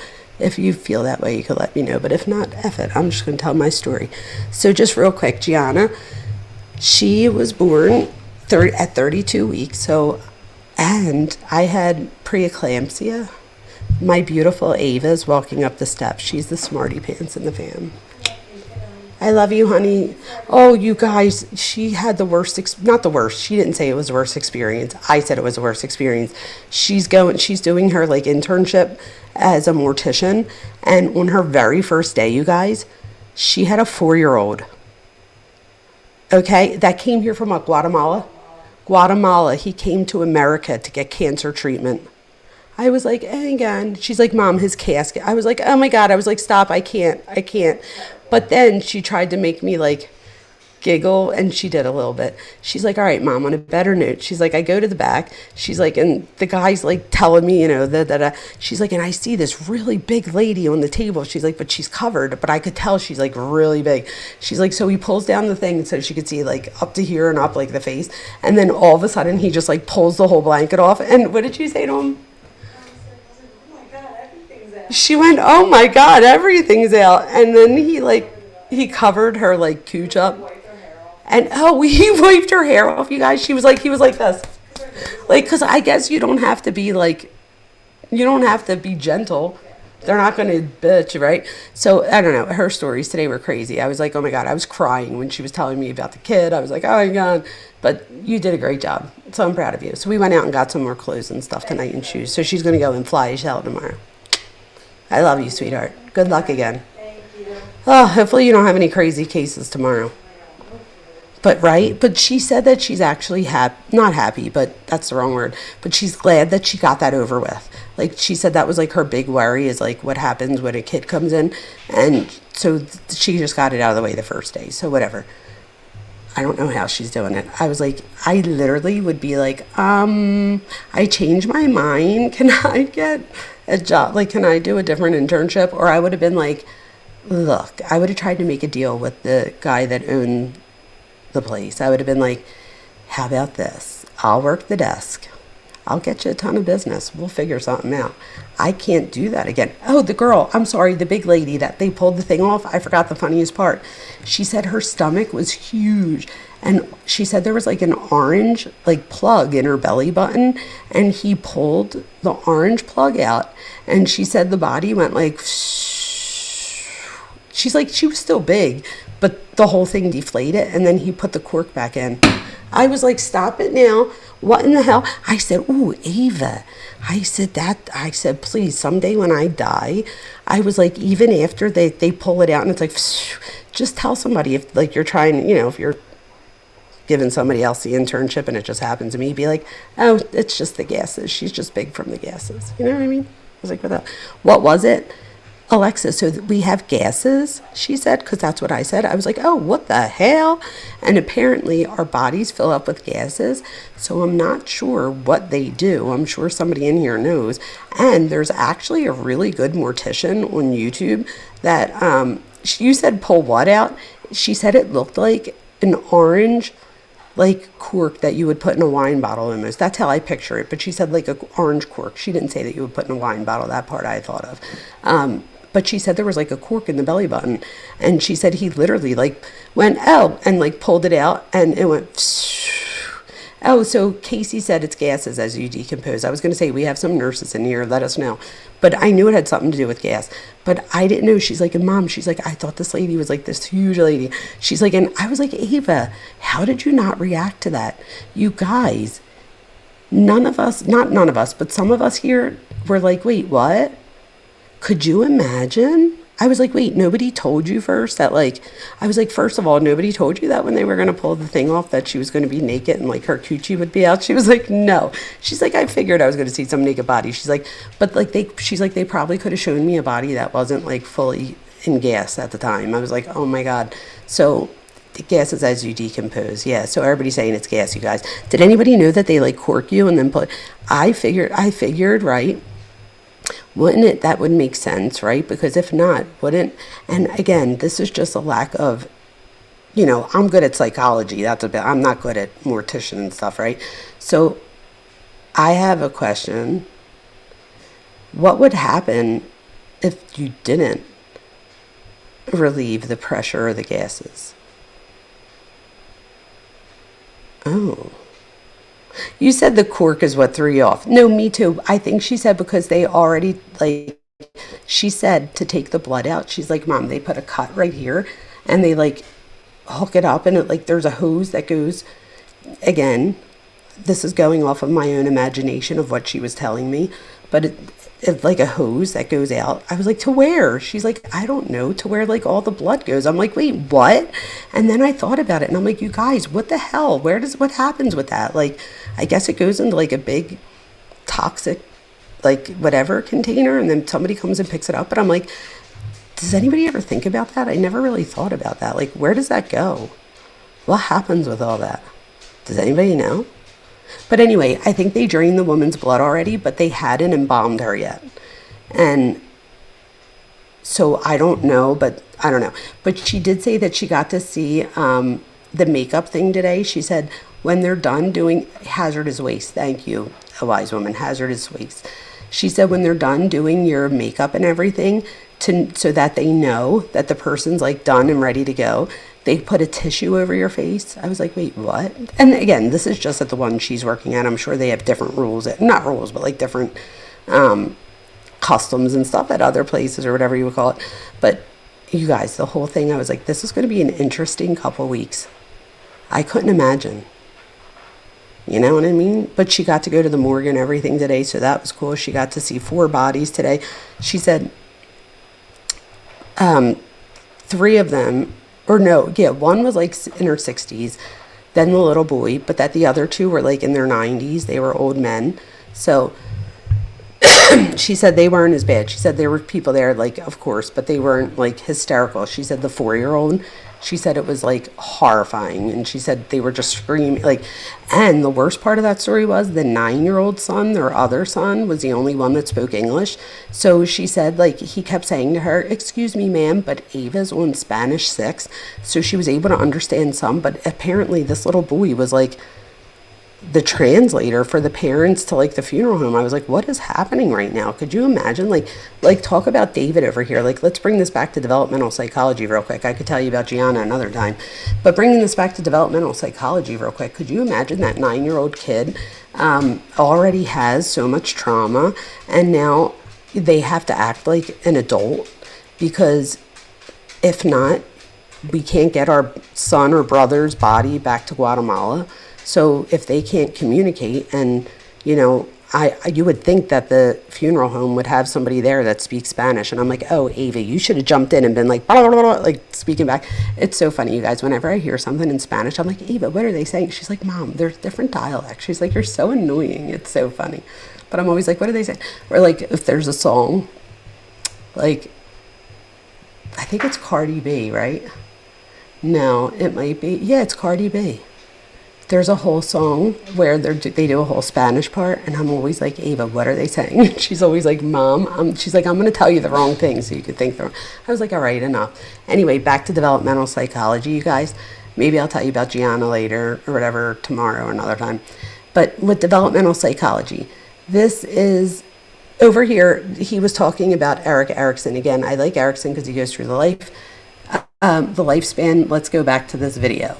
They don't develop normally. And the main damage that came from that cutoff was socializing. None of his peers stayed in contact with him following the transition, and he was all alone.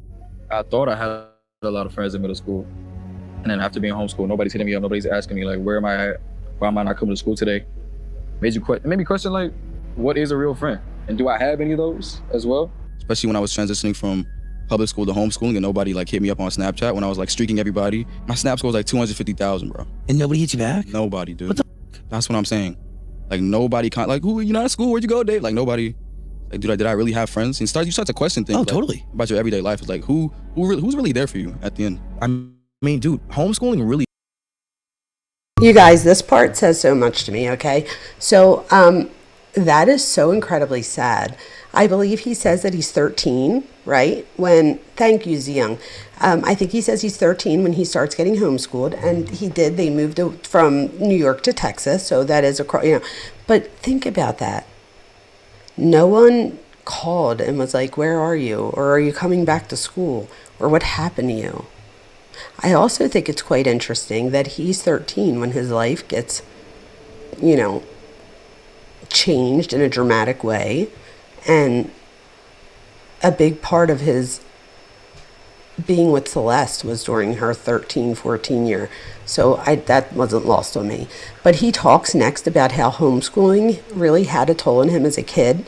I do want to preface and remind everybody that he does differentiate between types of homeschooling. And he says here that there were 2 types of homeschooling where he was from that they could do, and one was like a socialized one, and one was just online, and that his mom chose just the online one. She did not choose the one where you socialize. So although homeschooling, and let's be honest, in a place like where I come from in Philadelphia or something, like to go to public school, well, to go to a private school is just like almost unheard of, and then to go to public school, half of the time, this is unfortunate, but life skills are taught for like the beginning of the day. Like I literally had to take all of those like R99 classes when I first got to college because we learned so little or we were so behind and I went to a I went to Catholic school. That was considered private school. But I'm like, so the kids in public school had even less and I just couldn't imagine. So I think that this would have a huge toll on a kid. I forget what my point was about. Oh, homeschooling. Just know that. Exactly. I just almost said that there's people in here who have done homeschooling or who are doing homeschooling, and every single one of them, I remember from the last time we streamed, including Z Young, right, said that you guys did the socialized one, right? I think everybody I know has done the socialized one. So I'm wondering, and again, in a place like where I grew up, this could be a lifeline for a kid to have homeschooling. For David, I know he grew up in a middle income family. I don't know that this was the best excuse for him, to be honest. It takes It could be lonely. Isolation. Yeah, and there's outlets like I made a couple friends now that were homeschooled, but they had like these groups that they would go to like bi-weekly and just to socialize. But I didn't have that. Like David would start to feel a growing disconnect between himself and his age mates, and an acute awareness of experiences that he was excluded from. I've gone through his TikTok, and this was clearly what hit him hardest. He was emotional seeing homeschool proposals. He has another post titled, What It Felt Like to Be a Homeschool Teen, and I won't play the audio for copyright reasons, but the lyrics go, everybody's falling in love and I'm falling behind, as he visibly shows his frustration at that fact. He missed out on... Wow, think about how that was actually very insightful. So all these people are falling in love while he's falling behind. That's very insightful, right? I think he tells his mom multiple times that he does not want to be homeschooled, that he wants to go back to high school. He says it here, right? That he was begging his mom and she just was like, no. And just, she's like, you're going to be homeschooled and that's it. So, he, like he said, nowadays, and Z Young, you said you did online. Now, did you do online for your kids or did you do online as a student or both? I'm just interested in how did that turn out for your kids or for you or whatever the case may be, because the online one is the one that he's talking about where there wasn't really socialization. So my question is, whether you were the parent or the student, did you still have a socialization component, even if it wasn't through school? Was there an activity or something? Because if you guys remember, oh, you were the student, Z Young. Oh, I have so many questions. Z Young, no social interaction at all. Z Young, do you, and again, you don't have to answer any of these questions, but I do have a few questions if you don't mind. And you could tell me to go scratch. I'm curious. So saying that you had no socialization, did you have any other clubs? I almost said Girl Scouts. Meanwhile, you're in high school or whatever, you're older, but you know what I mean. Were you on a sport or an extracurricular activity? Another question I have for you is, did you feel the same way David did as far as, because we have to remember, you guys, if Z Young was the student, I'm assuming, Z Young, I don't know how old you are now, but I'm assuming you said that you did that, so I'm assuming that you're done school. So with that being said, we all know then that Z Young comes from the generation of online. Most of us that are older like me, we did not have online when we were in grade school and high school. That literally came out when I was a freshman in college, and it was very rare. Remember the big Nokia phones? That was the big technology. And a word, if you had a word pad where you did your papers on what looked like a computer with a printer. I was a baller at school because I had a printer in my room. Everybody was like, oh my gosh, she's got the word thing.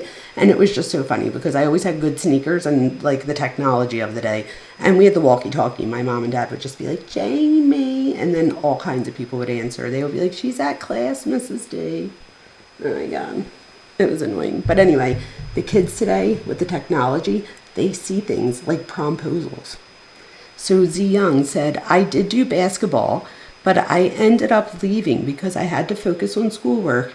I was falling behind. Oh, that's sad. What about things like promposals and stuff? Were you sad for that? And did you, David, feel did you make an online community, like right now, right? I would consider you've been around, I mean, not a very long time, but you've been around enough and you've contributed that I feel like we all know who you are. So you know what I mean? So like you're making a connection here with people, so you know how to socialize, right? So I guess that's why I have so many questions, because you said, I feel his pain on being lonely on online school. Yes, it's very sad and lonely, but at the same time, it makes you focus more, because in regular school, there are so many distractions.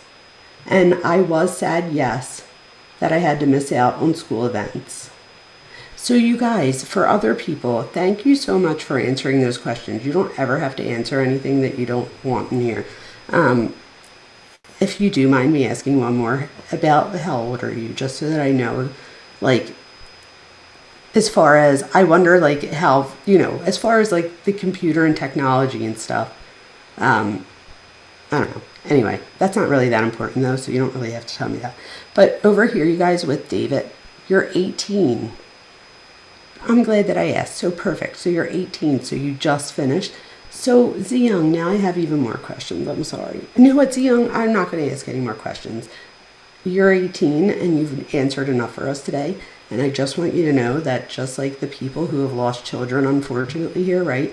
You're just as welcome as anybody else. So just know that you have, you know, people here. And again, I feel like you socialize very well. It is a shame that you didn't have those other interactions. And I don't know, you know, if you're going to college now, if, you know, if you've been able to, so are you going to college now? You know what I mean? Like, what's going on now? And have you been able to, you know, build that friendship stuff with people, like through work or other things now that you're 18? Thor, are you kidding me? Thor's like, pay attention to me, girl. It's not 12:30, Thor, relax. He does want to go out. So what I'm going to do is, real quick, I'm going to put this up here so that we could see him as much as possible. And literally the door's right there. So I'm just going to let Thor out and put this on. And I'll be back in a second. Relationships, but had to watch everyone else get to have one on Snapchat. His former mates got to post relationship quotes and pictures with their partner, whilst he stayed at home, unable to do anything but watch. As the caption says, homeschool and being on social media 24/7 was not a good mix. In another post, he says his superpower is never being able to express my feelings properly because I was homeschooled and had no social life for 5 years. And on another, he says, I was homeschooled all my life. I never got to experience any school dances. When adolescents are denied normal peer socialization, the need for connection and belonging doesn't disappear. It finds alternative channels. In David's case, that channel was the internet, specifically Fortnite, YouTube, Discord, TikTok, and eventually music. During his homeschooled years, David describes Fortnite as his primary social environment. He engaged in squad fields, which is where you're allowed to join games with strangers and talk to them if you have a headset and mic. And he allowed people to vent their personal problems to him. Especially being homeschooled and not having a social life, right? So I'm on the game, I'm talking to all these random people, and they're talking to me about their life problems, you know, using video games to escape the real world as much as I am, and then living my life vicariously through them, and like writing songs about their lives. I will go. Ziyang, I agree. Go for it. Do whatever it is that you want in life. Just do it. You know what I mean? Like, do it and love it. The one thing I would say this, and David too, you know, this was something for him, so I think it's important to say. One of the things, and I don't, Ziyang, you did say that you couldn't, you know, do basketball because you were falling behind, which is, you know, that's what happens, you know, so that's not abnormal, right? But as far as David was concerned, and I don't know anybody else, I mean, it doesn't have to be Ziyang, just anybody. I don't know growing up if you guys like ever did things and then quit, or like, you know, tried something and quit. But I will tell you this, just knowing what I know about development, I think that instead of doing something and letting the kid quit or, you know, whatever, making sure that whatever it is that they want to get involved with that year, that they really want to do it before they do it, knowing that even if they don't like it, that once they join, that they don't have a choice, that they have to see it through. And I think that that's a big life lesson. Do you guys understand? Does that make sense? So like with David, I just feel like his mom let him, and his dad, not just his mom, I shouldn't say that, I take that back. But I feel like his parents, like, why did they just, like, he says 5 different things that he quit. He's like, and then my mom said, well, I'm not paying for that, you're going to quit. Like, so I don't know, like, I just, I don't know about all that. You know what I mean? So let's see what else. on Discord and I would go on Fortnite and I would go on like squad fills and I just let people talk to me and just tell me about their lives. Because like most of these people that play video games the same way I do, they're going to it as an escape. So I was just being an open door and an open outlet for like my peers and my friends to kind of just like vent to me about different things in their like personal lives and stuff like that. And I'm like 15, 14 at this time, so I don't know how to like be a therapist, right? But it's like I'm taking this information and Okay, wise woman. I guess the big thing here is discussing it. So you discuss it first to make an arrangement to keep trying. So a wise woman, he's 13.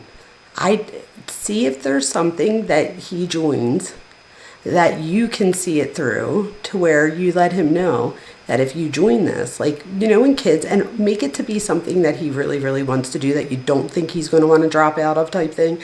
But like, you know, sometimes, and not because you don't like it, but how many kids in the teenage years, not your son, but like even like just anybody, I know I didn't either. There's sometimes you just don't want to get up and go to cheerleading practice, but you have to go type thing. So just like in life, like I don't always want to wake up. Like I didn't wake up this morning and was like, woohoo, I can't wait to work 100 hours today. Do you know what I mean? Like that wasn't my thought, but I got up and did it anyway because it's my responsibility and I have to do it. You know what I mean? I don't know. I just think that it's a good life lesson because then I feel like, but I also think every kid's different. So I don't know what your kid's needs are or challenges. So let me just say, you guys, when I give this, like, you know, my, the things that I've picked up on and read and researched, stuff like that, this is going for the, you know, average child or the average child, right? So the people that we see the most. David, I would say here, is not the average child, right? And we're going to see here, you guys, that I think that people will ask, you know, is somebody just born like this, or, you know, and it is different. There are there's some people that are born with this, we would call it psychopathy, right? And again, I'm not diagnosing anybody. I don't think that that's necessarily what we see most of the time. And in this case, I don't think that's what we see. If anything, I see behaviors that correlate with sociopathy. Now, this is the thing. As somebody that teaches psychology, I wouldn't even let my students make that differentiation because both fall under antisocial personality disorder. So to me, it would be more about them knowing the disorder as a whole and the continuum of the disorder, or the, what sort of word I'm looking for? The spectrum, right? From maybe sociopathy to psychopathy, but that it's antisocial personality. So, and again, not for David, just in general. However, this is the thing, although I'm not diagnosing any disorders here, right? One can say that if he's found guilty of chopping up his girlfriend after knowing she was almost 6 years younger than, you know what I mean? Nobody does that doesn't have those behaviors. I'm just watching myself, you guys, just so you know. I normally wouldn't be like this, but first I have to, at this point, be very careful because there's somebody out there that just wants to tear me down, and I'm not trying to give them any reason to, but just know that I teach about these disorders every single day, 3 semesters a year at multiple schools for 22 years. all these different people talking to me about different like problems and situations, I'm like, wow, this is really what humans are like. Like, these are humans. The fact he says, wow, so this is what humans are like, these are humans, tells me that this was the only way David was understanding human psychology at that time. This is a clinically unusual developmental pathway. Normally, an adolescent's model of human behavior is built through direct, embodied, reciprocal experience, like friendship, conflict, romantic experience, loss, etc. But David built his model of human psychology through a parasocial and semi-anonymous listening role, absorbing other people's problems through a gaming headset. This produces a specific kind of social intelligence, highly observational, empathically competent on an intellectual level, but fundamentally disembodied. He understands humans like a researcher understands subjects, not as a participant understands his peers.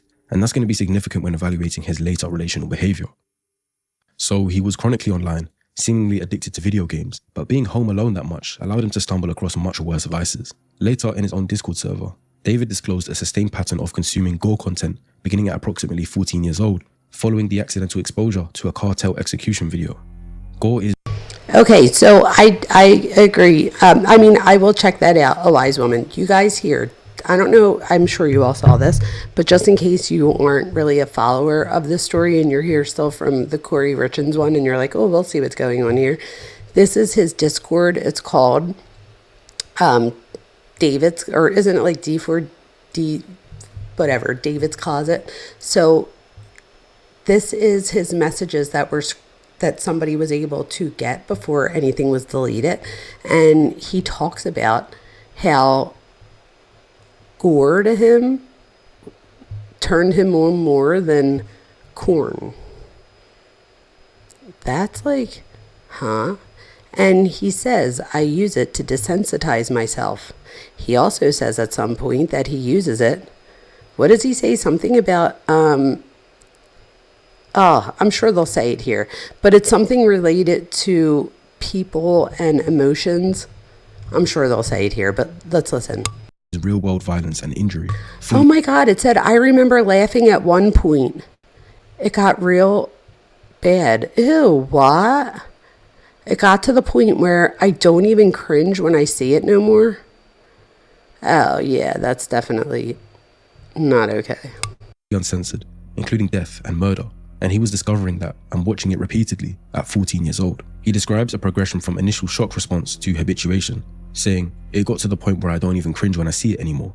To then send it over, dissociative Zio. response, claiming he started laughing at one point, but then escalated to deliberate intentional use.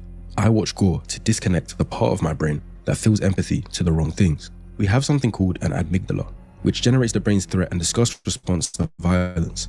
Repeated exposure to graphic stimuli triggers habituation and desensitization. In simpler words, the threshold for what makes the brain want to cringe and look away rises because the stimulus is no longer threatening due to seeing it so much. What David describes in his Discord is consistent with this process in adolescence, whose prefrontal regulatory systems are still maturing and therefore less equipped to contextualize and contain the desensitizing effect. But what... Sorry, I just can't help myself. So over here, you guys, the prefrontal cortex is part of the brain for decision making, impulse control, and problem solving, and it's not completely developed till you're about 24, 25 years old. Alexa asked a good question about why would someone want to desensitize themselves to gore. So Alexa, most people wouldn't, right? So the average everyday person wouldn't. Now, like somebody was saying, I don't remember who was just said it about nature versus nurture. I will say that at a young age, kids are they're inquisitive, right? So he said that he wasn't looking for it, but that he can remember at 14 seeing an ISIS beheading, and that at that point, right? Because let's be honest, and I think YouTube Bad Actors was on here last time. I think it was YouTube Bad Actors that also, like me, remember, I know exactly what he was talking about. I was a lot older, but do you guys remember that video? I don't know if anybody saw it, but I did not look for that. It literally was like back in the day when you didn't have to like people wouldn't have had it in a paywall. Like it wasn't anything like that. It literally just was up. Everybody was watching it. You're 51, Alexa. Do you remember it, right? So imagine we saw that, at 20, 30, however old we were. Could you imagine your young son saw it and you were mortified? That's what I'm saying, right? So I was able, thank God. My kids were, young. However, Gianna's the same age as David. So they were around the same age, 14, and the other one was young. She was like 9.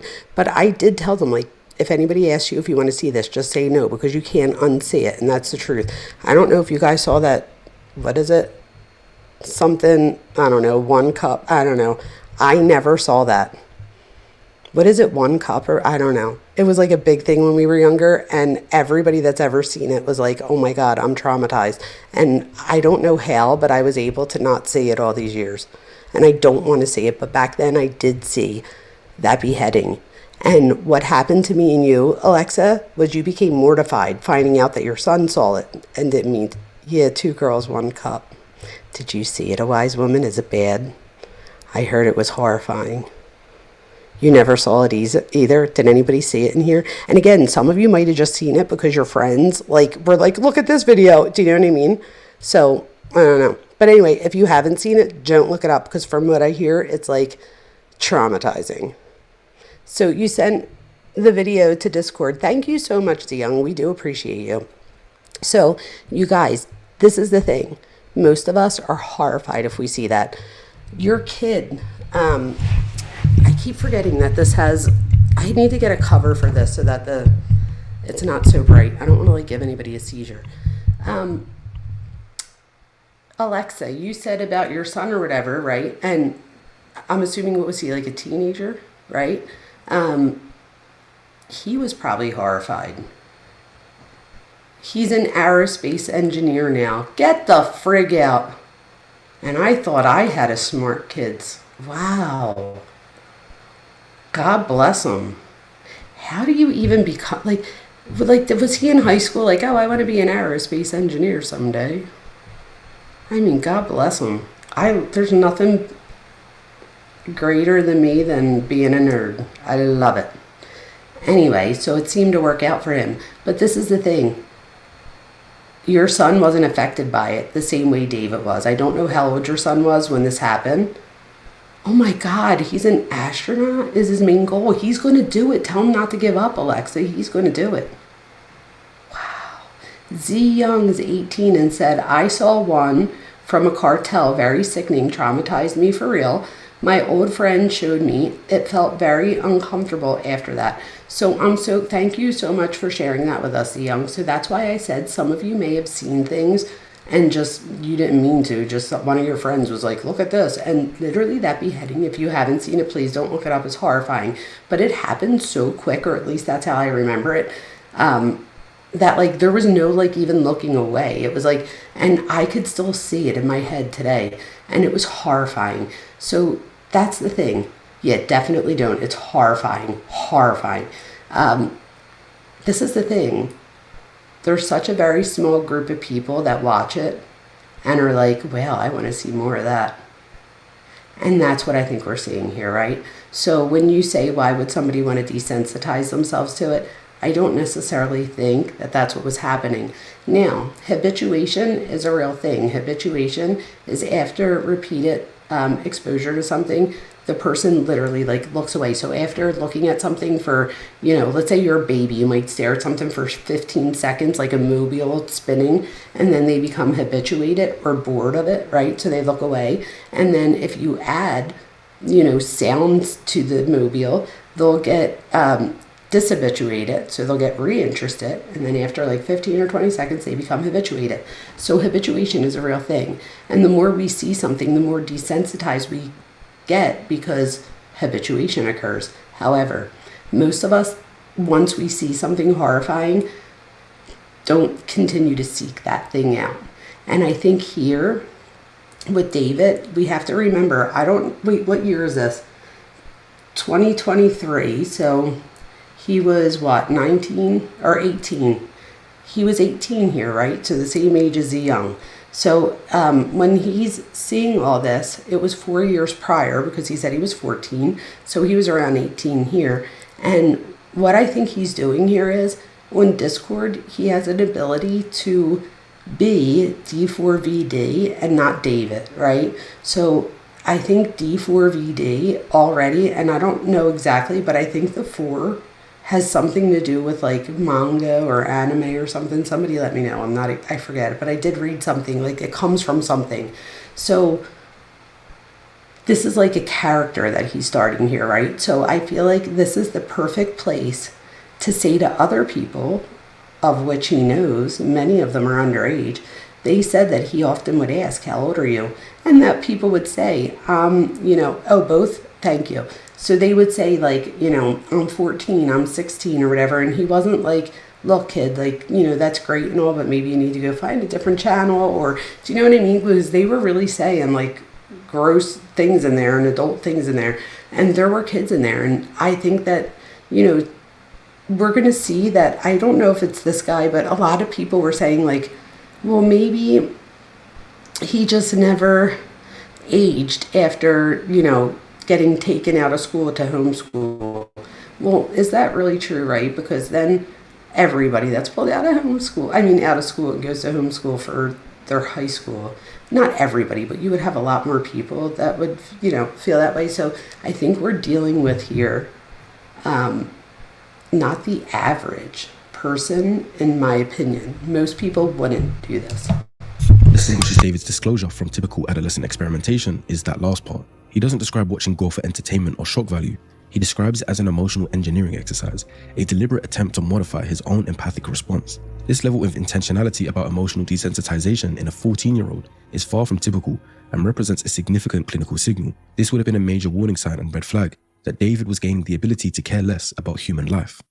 During that same isolated period, David developed an elaborate alter ego he called Itami, a Japanese word meaning pain. I have this alter ego named Itami, which means pain in Japanese, and I'm heavily inspired by like anime and stuff like that.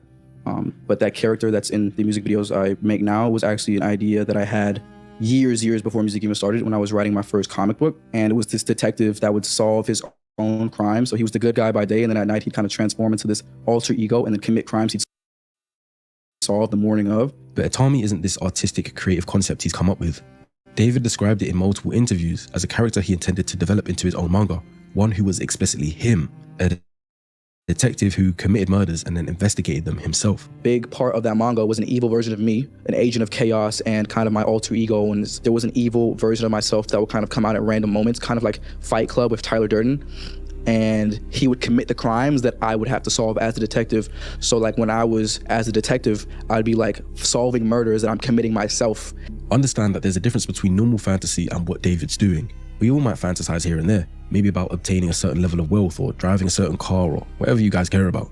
Escapist fantasy uses fictional scenarios to temporarily relieve stress and provide alternative experience. The psychological concept of fantasy elaboration, however, involves constructing increasingly detailed, immersive internal worlds in which the individual places themselves, not a character, but themselves, and which begin to function as a parallel framework for understanding identity and relationships. David explicitly inserted himself into this narrative. He is not the author of Itami. He's Itami's counterpart. They share an existence. He later described Itami as the one that is weaving his way into my relationships and ruining them and inducing trauma and things like that. This language suggests that the alter ego had become a psychological container for the parts of himself he wished to disown but had not eliminated. David transitioned into music accidentally in late 2021 after copyright strikes on his gaming content prompted his mother to suggest he create original music. I started making music in like December 2021. I used to be a Fortnite YouTuber, bro. Like, it's so crazy. Only when I started making music. Z-Hung, I'm in there, and the last thing I see video-wise is one that's this, actually, which was pretty interesting, right? So, the number 4 signifies death in Japanese culture, and there you go. Thank you for sharing that. And we know that Itami means pain. So it's like, come on, like, I think, I don't know. You wonder if David would have became a serial, of course, innocent until proven guilty in recent charges. So this is the thing, Andrea, right? How does one not just take someone's life, but then dismember them and like hold on to them? Like if what the prosecution, like if they're able to show their case, then we're going to see that he kills her in April, but doesn't bury her until May. So like, what? Do you know what I mean? So how does one do all that, dismember someone, and then just like be like, okay, I'm never going to do that again? Do you know what I mean? And again, that's just my opinion, and that wouldn't be everyone, you know what I'm saying? But I don't know. So I totally agree with you, is what I'm saying. Because my videos got copyrighted, because I was using like Scissors music, Justin Bieber music, all that. My mom was like, yo, if you get a copyright strike, you're not making no money, make your own song. So I was like, bro, I could probably do that. Because of his ability, I know he's able to play and do, so I said, just make your own music. And that was that. So I kept doing it. And then it kind of just became this thing where the music was getting more popular than the Fortnite videos. My SoundCloud numbers surpassed my Fortnite videos numbers. Crazy. And it was out of here, bro. He had no prior musical ambition. What he did have, though, was years of accumulated internal material. The Itami fantasy, the observational psychology built through online listening, the poetry he had written since 5th grade, and a set of emotional themes like isolation, romantic destruction, duality that had no other outlet. Music gave that internal world a public form. It also... That was interesting. Did anybody just hear that? I never heard that before. So they said that poetry that he'd been writing since the 5th grade. You guys, that's interesting. I wonder what else happened in the 5th grade. How old are you in the 5th grade? And Glenn says, why was he traumatized, Jamie? Was it through his father's relationship? He's totally inexcusable. I get why you find this interesting, by the way. So, Glenn, let me be honest with you. Like I said to everyone, I only know so much right now. So I want to find out more about his childhood. But from what I know now, oh, you guys, if 5th grade is like 12, we know that 6th grade-ish, 7th grade-ish is when he gets pulled out, right? Morgan, hey Morgan. Morgan, no you don't have FBG after your name, you ass. I'm dead. You guys, one of my students is here. What did I say earlier? Oh, Morgan. Am I not like the most equipped person to give a psychological thing? I have to watch what I say, Morgan. Morgan, oh my God, cuff you. Oh my God, truth. Oh my God, Morgan. Oh my God, oh my God, oh my God. Hang on, you guys. I don't think I told you this last time. Morgan was in my family violence class, and oh my God. Oh my God, this is so crazy. So I can't believe I'm saying this out loud. So the class was about violence, right? So I know I got to get my cup. I appreciate you. So I, at the time, was starting to feel like I was seeing red flags with someone. And it was like, I don't know. But Morgan and I, like, she's been around for a minute. So, Morgan, did I tell you? I think I did. But the person you warned me of, literally, yeah, like times 10,000. You were right. You, Jocelyn, right. 100% right. But I will say that I must have known that there were red flags, because I don't think that I would have inquired about, like, this is weird, right? If it wasn't. And there were things that I didn't realize that was happening until you guys pointed them out. I didn't see them, right? So with AI and stuff. But Morgan, that's the person that's like torturing my life. I don't know if I told you that. Oh, what a craziness. But you guys, so Morgan can vouch for me that I got this. Hey, Dr. Venner, remember when I told you about my friend met David? I do remember, Z Young. Tell me. Morgan said, you guys, I told her to stay away. You guys, Morgan was the semester that I met this person in New Jersey. And Morgan said to me, if you meet this person, let us know where you're going to be, or let someone know, please. Like, literally was like, yes, listen to your students. But this is the thing, Morgan. I would say this. I don't think that I would have been like, what do you think? If I didn't think that I shouldn't do it, but that doesn't mean that I didn't do it. So I still went. I still did what I shouldn't have done. And Morgan and my daughters and everybody were like, you know, have to have certain boundaries, da da da. So I did put up boundaries, and look what that got me now, Morgan. Jesus. No, I'm just kidding. I love you. I'm just joking. But yeah, you guys, it's crazy. You need the tea, Alexa? Oh, Alexa, go to Discord. You'll get some tea there. But it was crazy. Morgan said I lost my shit. Oh my God. All of you did. You were all like, no, this is crazy. This is AI. That's not a real person. That's not a real kid. That's not a real life. That's not a real da da da. I was like, oh, stop it. You're being dramatic. Not stop it. Morgan was like, don't go. Morgan said, bitch. She didn't say bitch, but she pretty much was thinking it, I'm sure. She was like, bitch. If I was in her head, she said, bitch. She was like, nobody's got a friend in Blackwood, New Jersey. Like, I'm not saying that nobody doesn't have a friend there. I'm just saying, like, if you're on the other side of the country, like, in other words, if you came here, you would probably come to, like, a big city. This was very, very small and was very, very specific. And I just don't see it. I don't know. Sometimes I see it and everybody else don't see it for me. Or I do see it, I just don't believe it. Ugh. Benchwarming for Discord again. I am not benchwarming for Discord again, Glenn. You don't know what you're missing. I hated Discord until the past few months. FBG for life. And Morgan, I promise, I'm going to get my my mug. The reason I guess I'm not, whatever, trying to get it so bad is because I know that it's fine with you. It's probably safer with you than it is with me. I find that crazy that he, oh yeah, so tell me, Young, about your friend. I find that crazy that he saw the tattoos. Very sad. He saw the tattoos. Oh, they shook hands. Oh, shit. He told me that him and David dabbed up and he had the tattoo on his hand. Oh, the cross? Really? Wow. Isn't that interesting, you guys? Okay. All right, let's see. Let's finish this a little bit and then let's see. A socially legitimate one. Dark themes that are wrapped in musical craft don't register to us listeners as warning signs. They register as artistry. The same content that might raise concern if it was in a journal or a private communication is celebrated when it has a compelling melody behind it.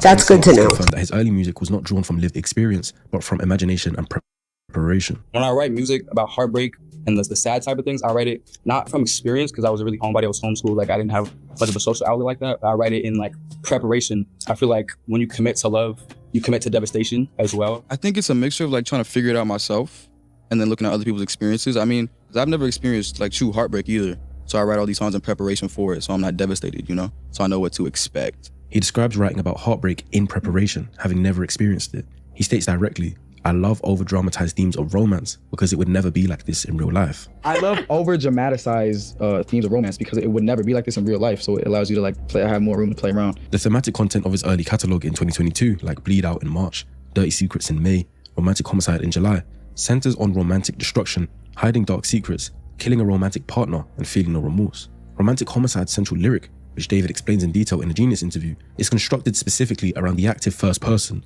not just Good night, Andrea. I killed you. He stresses Andrea, thank you so much for being here. Good night to you, and thank you so much for coming. The first person agency. Which was in the back of my mind, but then you think that I'm gonna say you died, but I say I killed you. So it's not like the thought of her is gone by itself was something that she did, it was something that I decided to do, and I killed her in the back of my mind. He also Why do you guys think that he felt the need to say that I killed you? Right? And that he feels the need not to just say it in his lyrics, right? I know you were trying to be funny, Glenn. I was too. But she really will kick someone's ass if she has to. But over here, right, it says in the back of my mind, you died, and I didn't even cry. No, not a single tear. And I'm sick of waiting patiently for someone that won't even arrive. In the back of my mind, I killed you, and I didn't even regret it. I can't believe I said it, but it's true. Like, how prophetic is that? Describes the back of my mind as the location of this act, which is precisely where he has told us that his fantasy lives. His mother's reaction to Romantic Homicide is very ironic, but also significant. I showed it to my mother, and she was like, that song's too violent and too sad. You're not releasing it. My son is not going to be talking about killing people in music. And I was like, I'm going to take that as a challenge, low-key. I played it for her in the car. She was like, David, this song is too violent. You're talking about killing people in your music? No, not my son. I was like, wait, I might be onto something. She identified something real in the content. He overrode her objection anyway and released it. And that song was the one that became his commercial breakthrough. The commercial success of Romantic Homicide is a pivotal moment in the psychology trajectory. David didn't receive any social correction for expressing violent romantic fantasy. He received validation, streams, a record deal with Interscope, and multi-million-dollar career momentum. I think that this part is pivotal, you guys. So the difference when we see something like, when we see behaviors of like psychopathy versus sociopathy, even though I put, they're all antisocial personality for me, but one is more creative, right? So one's like socially creative. Here, so this guy brings up such an important part.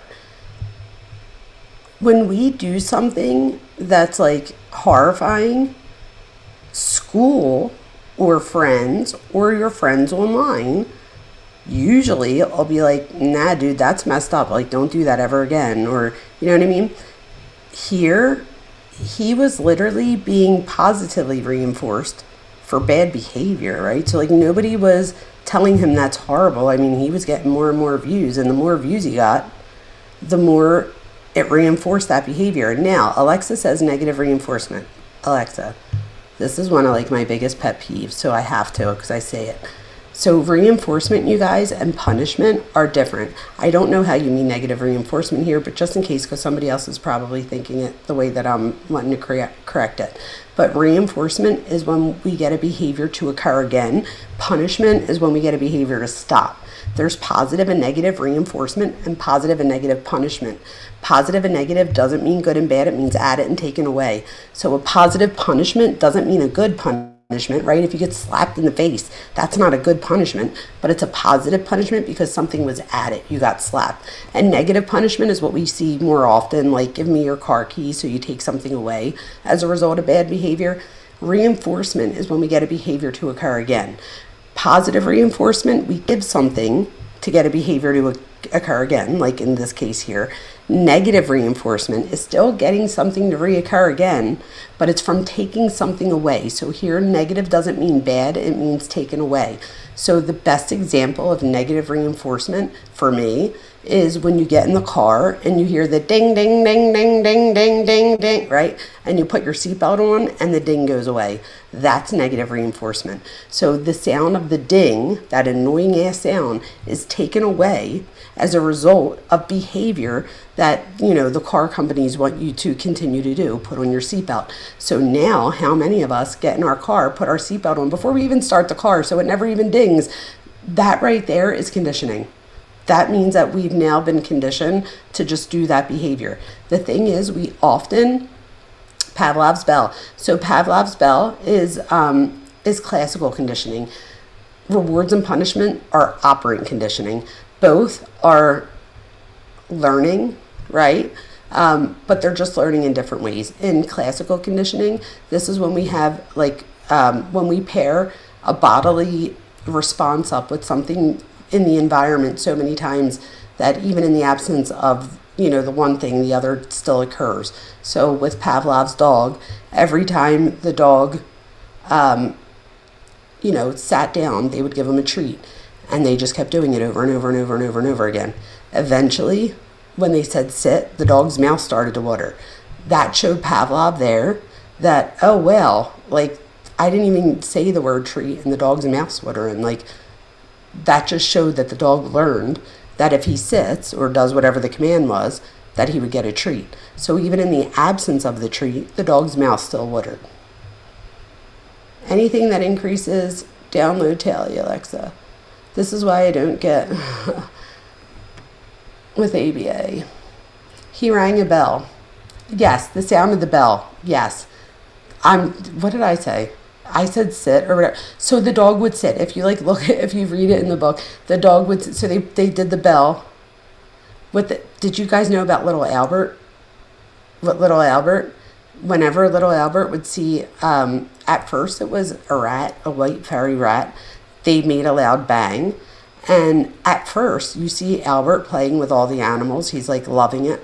So then they bring out the white fairy rat. I'm like, why? Who brings their kid to a study where there's going to be a white fairy rat? Like, that's number one, that you're going to just walk all over my child, literally. So he's playing with the rat, and then all of a sudden they make a loud noise. And here, what they wound up doing was, after so many times, the animal came out and the kid was scared. So the bang didn't need to happen anymore. The kid was scared. We're not allowed to do that type of thing. It's so cruel, Glenn, and we're not allowed to do that ever, ever, ever again in psychology. There's so many unethical studies that have been done, and that is highly, highly unethical. We're not allowed to instill fear in anyone at all. However, back then, there wasn't the Institutional Review Board and the ethics, the APA ethics, the American Psychological Association. So what happened was, Glenn, it didn't just last at the study. Little Albert went home, and his mom was like, what's happening? Here, forget a rat. Little Albert saw anything white and fuzzy, like a woman's fur coat, and he would freak out. So this showed that not only can you classically condition a response, but that you can get something like that. Again, a woman's furry white coat. It's not a rat, but again, to the little kid, it's white and furry. That was enough for the kid to freak out. So I would, could you imagine if somebody did that to your kid and then sent you home? I get the first email from the labels. I showed him, I'm like, all right, my mom has to hear about this. And I was like, there's no way I can like sweep this under the rug. I'm getting really famous right now. And then I meet with Interscope, who I eventually signed with, and I meet on my team Mogul Vision for management that I signed on management. And then at that point, it was just time to push the button. From a behavioral reinforcement standpoint, this is near optimal conditioning. The behavior, which was externalizing dark fantasy through art, produced the outcome most desired by someone with his developmental history, which was belonging, recognition, status, and the experience of being known without truly being seen. Because not only did he blow up in music, but that coincided with social media fame, like TikTok, where he got tons of engagement. But looking back on that, those fans were engaging with someone who wasn't even their true self and who never took the mask off. I got me as the artist, David, D4VD, Itami, which is the antagonist. He was a blindfold. My gaming character is coming soon. He is like the one that's super tech savvy and stuff like that. And then my social media persona, which is also being built out as we speak. And that's the 4. He constructed an entire identity architecture around himself with those 4 defined personas. David the artist. Did you guys know about those other personas? Because I didn't. Itami the antagonist, a gaming persona, and a social media persona, none of which would they. Let me tell you what this says to me, you guys. I'm sorry, but this literally, you guys, this is what we would call, in my opinion, compartmentalizing, right? So most of us don't have 5 characters, because if you ask David, I don't know how he feels about the other 3 characters, but he tells us that, well, and if you look at his gaming character on the bottom left, that is a character like Itami, right? So they're very similar. And then I'm assuming his gaming one and his, what is it, the music one or whatever, they look kind of similar too. But here, this is interesting. So it's not dissociative identity disorder, right? He doesn't have multiple personalities. He's well aware of these personalities. He calls them personas because that's what they are. They're just personas. They're like cosplaying. However, the problem here, right? He doesn't. I'm so glad I just said that. Z Young. That's how.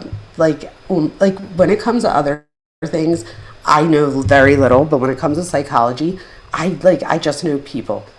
Depersonalization, I don't look at you, a wise woman. You guys, depersonalization and derealization are the beginning stages of dissociative identity disorder, or what was used to be called multiple personality disorder. I do not, by any means, see any, let me repeat that, I do not see any of that here. I'm being honest. I see none of that. What I see here is compartmentalization. So if you are a nerd like I am, look up, look up cluster B traits and compartmentalization. Okay. So, yeah, you know what you're talking about, a wise woman. You're very wise. Look at that. So depersonalization is that first step. Then derealization is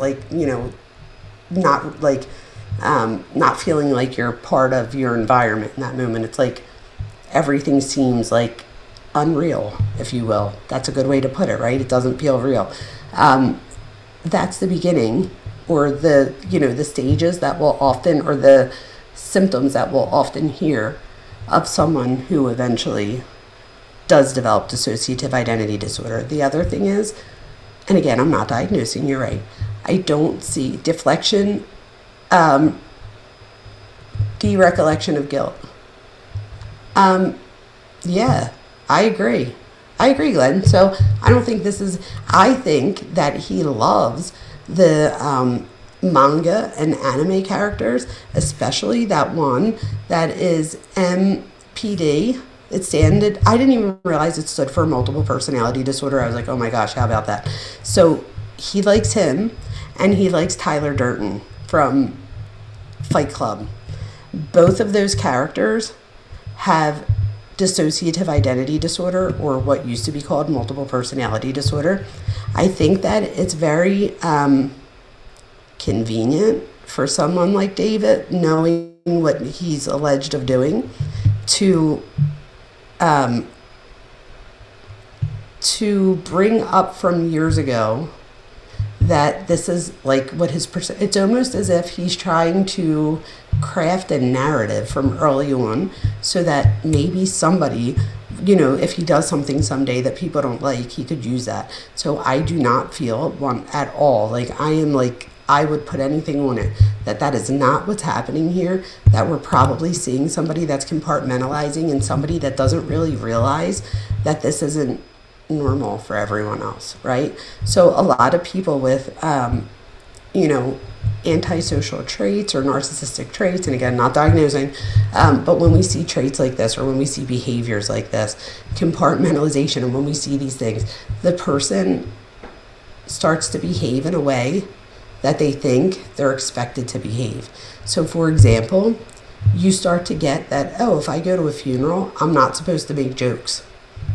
That's a very basic example, just to give you guys an example of what I mean. I'm giving you a very, that was an extreme example. But even things like if they go out to dinner with you, they will take mental notes of the things that you say. So let's say you say something and you're like, oh yeah, and I'll never forget it. We were listening to Frank Sinatra and da-da-da. So it's just part of a story. But that is an important part of the story for somebody that might have, and I'm not saying David does, but somebody that might have those traits, because they will then put that in their memory bank, and at a later date they'll use it. So let's say later on that night or the next date or whatever, you're talking about music and stuff like that, and they're like, oh my gosh, growing up we had Frank Sinatra on in our house all the time. Then all of a sudden you're like, oh, so did we, because it was such a no-brainer for you when you were telling the story that you never even realized that you ever said that before. So to you, it's like, oh my gosh, like we have so much in common, girl. You know what I mean? Like what's going on? And it might not necessarily be that. So, and again, most of us, we wouldn't do that. But there's a very small portion of the population that will. And I see many of those behaviors here. I think David knows how he's supposed to act in certain situations, and I think that he is almost like a chameleon, in my opinion. That's like the best way I could put it. So not dissociative identity, a chameleon, in that he wants to change depending on his environment at that moment. So I remember I was listening to one video earlier, and it was by, oh my gosh, Cuffy likes him. He's really good. He has an accent. He's not from here, I don't think, but I don't know. I come here. He's really good, Cuffy. It's on the tip of my tongue. But anyway, Cuffy will know exactly who I'm talking about. So he said that his friend works in the music industry or something, or met David. I forget why. I forget what the whole case was. But he said that he met him twice. And that one time, he was very mature. And it was in the very beginning of like him coming up. And then the second time was like a year or two later. And that he was like, he literally tells him that he felt like he regressed, in that he was like, he was so mature. And then all of a sudden he was like running around, giggling, da-da-da-da-da. So, regressing back, that just tells me that he's compartmentalizing. Like he knows who his audience is, if you will. So wait, let me see what you guys are saying. You're saying, I feel like he was creating an image or put on masks. That's exactly, in my opinion, what he did, Alexa. Depending on who or which role was needed to be. Yes, that's exactly what I'm trying to say. Yes, Alexa, thank you. You guys, Alexa said it best here. And I should be pulling these things up on the side. I did not mean to do that. I should be pulling this up in our chat. Alexa, you are so right. Oh wait, I just have to find it now. It's down here. All right, here we go. Then we have, that was perfect. Such a great comment, because that's exactly what I'm trying to say. I also believe that depending on his environment, depending on what persona he needed. I think the interesting thing is that I don't think he found it.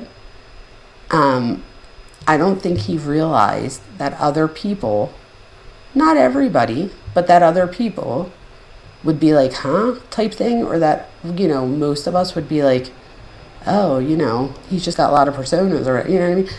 However, when you're 14 or you're a younger kid, they don't ask questions. And can you imagine a parent telling you when you're 14, like, oh, he's compartmentalizing? Your kid's going to be like, what the fuck did she just say? Like, they're not going to know what the hell you mean. So, I don't know. I just feel, I don't know. And then, let's see, what do we have after that? So, I totally agree with that, Alexa. I think that was a great comment. And then we have, let's see what else we have here. Okay, so then we have,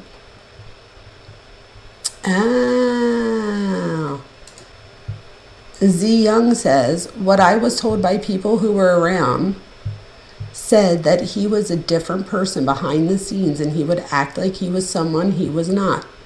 Yeah, so that was what I heard too. I heard that same thing. That, and that, what was his name? Ross or something? Oh, it's on the tip of my tongue. I'm sure Cuffy already told us. Oh, he's really good. Oh my God, you guys, we have somebody in here. We have people in here from Twitch. That's amazing. Okay, so what else do we have here? We have, he got reinforcement the more he acted this way, so he kept on going back with the shock. That's absolutely. And gore and violence versus facing a consequence. And forget even facing a consequence, right? Like, let's say he was getting, okay, because we know that first he does like the gaming persona type thing. He also then does the music persona, which he tells us so many times, you guys, that music isn't his thing. Like, he literally tells us that multiple times, and that it wasn't until his music started doing better than his gaming that he even decided that that was something he should switch over and can, be doing. So that wasn't like a passion of his that he always had and that he just got the opportunity to do it. So that right there just shows, like, I mean, think of the people that, like Billie Eilish and all them. Like, I'm sure if you ask them, they always were musically inclined, or they always loved music, or they always so it's just, he tells us that that wasn't that for him. I wonder how much classical music played a role. You know what I mean? Then we have, let's see, this is why I need to continue on from my bachelor's degree to get my master's degree. You could do whatever the hell you want, right? I say go for it. Let's see, that would affect him for life. That's right. I'm back a little bit far over here.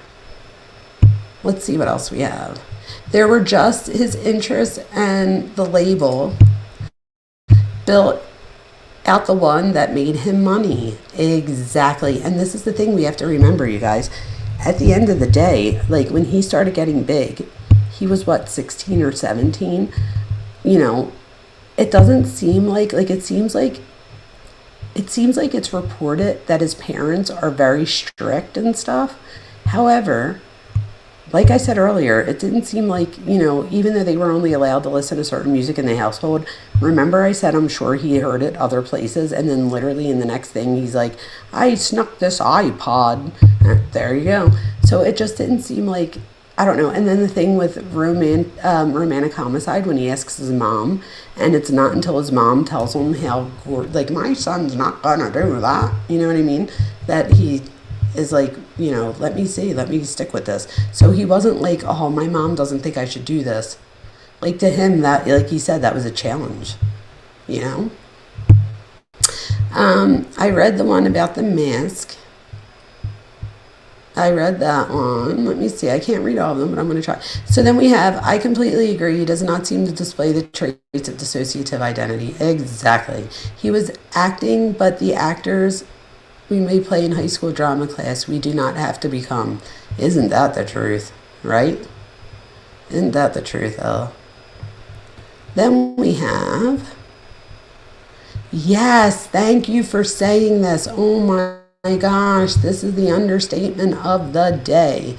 A wise woman is wise, wise, wise. Thank you for saying that, because I should have probably said this a long time ago. You guys, people that have, whether it's dissociative identity disorder or any mental illness, the probability of them going on to hurt somebody else is slim to none, okay? So they're more likely to be a victim of a crime than to be the perpetrator. Self was not among them.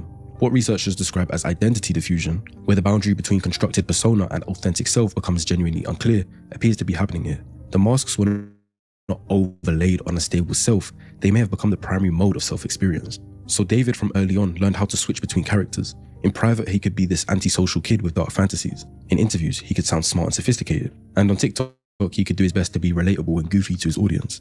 That ability to switch became something that we now potentially know might have helped him deal with the consequences of his future actions. According to prosecution documents, David and Celeste Rivas Hernandez first made contact online in January 2022 when she was 11 years old and he was 16.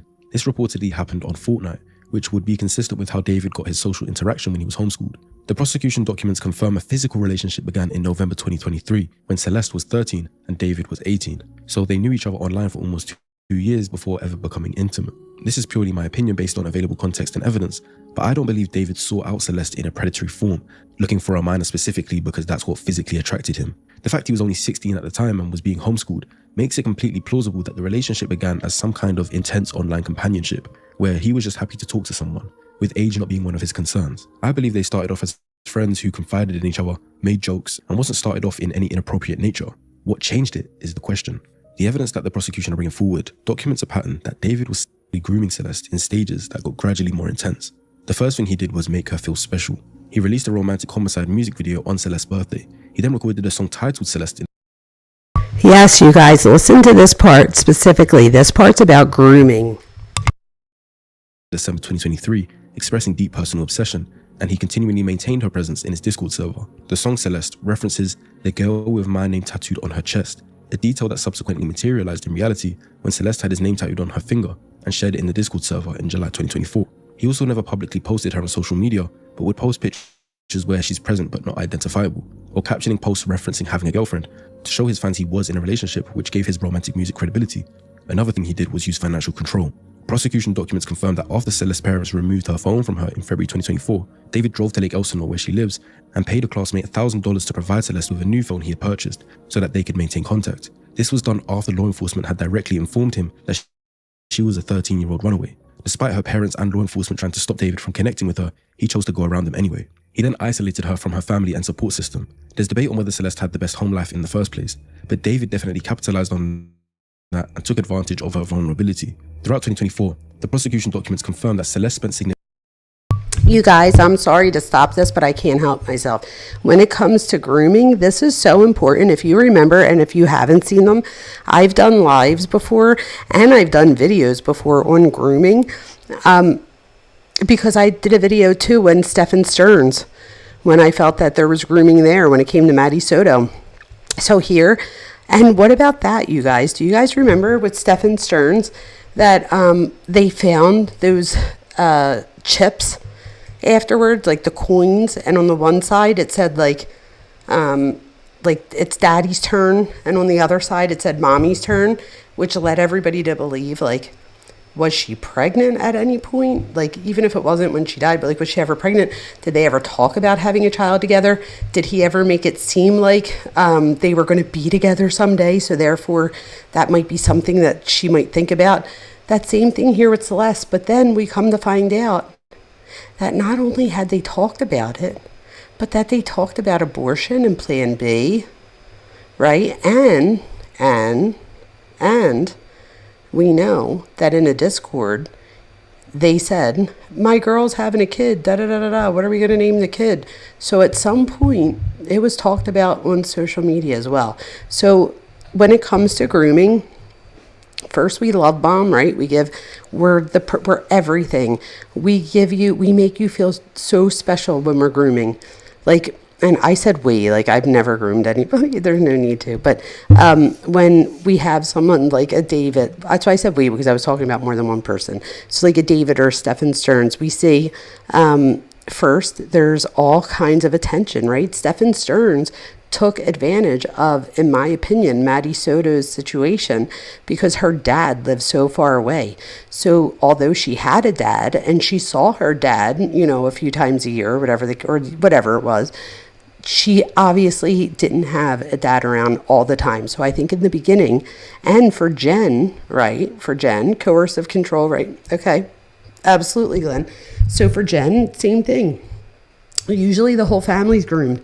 I will not be surprised if we come to find out that her family was groomed in some way. I don't know this to be true, but it just, when you look at other grooming situations, that's not abnormal, right? Role playing as a father. So exactly, Glenn. So I think that at first, Stephen Stearns, even for Jen, she even says at one point that in the beginning, like, he picked up some of the slack. So like she was able to, deal with her own mental health and rest and stuff like that. Like when she was tired, he would be like, oh, let me help, da da da da. So you give all this attention, you make them feel very special, and then you start to isolate them from everybody else. And that's exactly what I see happening here with Celeste.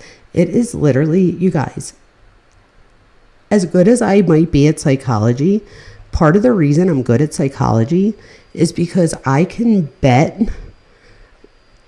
on behavior. I can't even explain it. Most people in this world, the best predictor of future behavior is past relevant behavior. Let me say that again. The best predictor of future behavior is past relevant behavior. Significant time at David's Hollywood Hills residence, accompanied him to Las Vegas, London, and Texas, and was repeatedly reported missing by her family. This pattern of running away is consistent with successful grooming. The victim's primary attachment has been displaced towards the perpetrator. David had become the new safe place in her eyes, which is really sad to think about in hindsight. Another thing David desired was surveillance and control. It could be for humor purposes, so take it as context rather than fact, but in January 2024, after they'd started a physical relationship, he posted TikTok with the text on the screen implying a partner telling him that she will swallow an AirTag so he gets to know her every move. It seems playful on the surface, but with the that one's huge, you guys. So it says, yes, I will swallow an AirTag so you know my every move. First of all, does anybody else see the 3 whites of the eye? I just can't help but notice that. But other than that, yeah, in my opinion, who would say something like this? Someone that's trying to normalize this behavior. If he says that he would swallow an AirTag just to be with her, that starts to normalize that that extreme behavior. Again, let's go back to Stephen Stearns. I believe, in my opinion, everybody, and I know I'm on an island by myself, but when it comes to that whole, everybody was mad because Jen said the thing about Woody Allen. I totally agree. I thought that was horrifying. However, she also says something cringy about not wanting her to get on a plane because somebody might do something to her in the bathroom or something, which was also weird. So both of those statements were weird. We come to find out that they were both things that Stefan had brought up to her. So for example, he literally said to her, what if you're going to let Maddie go by herself? What if she has to go to the bathroom and somebody, people do that. People stay in the bathroom. So he normalized that thought that was a normal thing, that parents are scared to send their kids alone for a flight to go see their dad because they might get SA'd in the bathroom. Do you guys see what I mean? Same thing with the Woody Allen thing. I think now she says something extremely cringy and says that she feared that it would turn into a Woody Allen thing where he would fall in love with Maddie and then run off. Totally inappropriate. This part, I don't know, but I would bet anything on it that he discussed that at some point. And then she now has it in her head.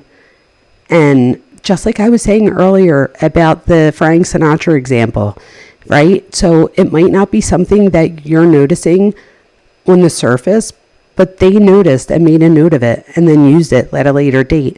And you see that with Jen Soto and how she reacted to things. Even Maddie, when we seen, if we remember her notebook and stuff. And then over here, he's normalizing the fact that intensity equals love. And what do I always say? Intensity does not equal love. Just because something feels intense does not mean that it's love. Love shouldn't be so, like, I'll hear people say things like, and they're dead ass. They'll be like, oh, I want to kill my husband sometimes, or my wife, and I love them to death too, so that's how you know you're really in love. Like, when you could kill the person. I'm like, no, that is not when you're in love. That is not love. You should never love your partner so much that you could picture yourself killing them at the same. Like, that's just not love. And I know that they don't mean seriously, right? But I don't mean seriously either. Like, you probably, like, maybe that's not the best fit, right? Like, love isn't so intense in that sense. Like, intensity, it's love. It's two different things. Here he's normalizing intensity, and he's just like with Maddie Soto with the dad, he is filling in. I don't know this to be true again, but I'm assuming that less parents had to work.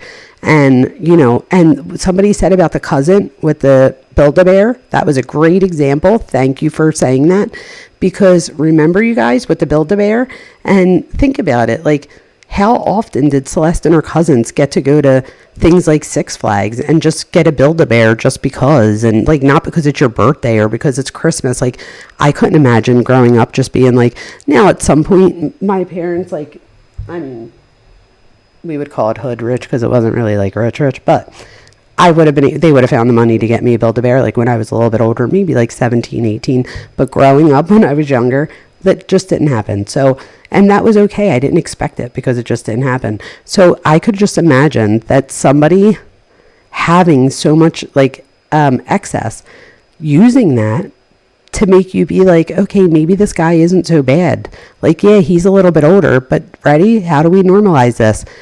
By maybe him or somebody else pointing out, well, you know, someday they'll be 26 and 20, and that's not really that bad. Or someday they'll be 30 and 24, you know, not a big deal. The problem is that once you get to a certain age, your prefrontal cortex is developing. You can't even consent to sex at 13. You can't consent to sex till you're 15 in most states, some 16, right? So, and I think that's even too young. But with that even being said, I don't know. I just think that this is a recipe for disaster here. The whole thing. Context we have. He's describing a desire for a constant location surveillance over a minor.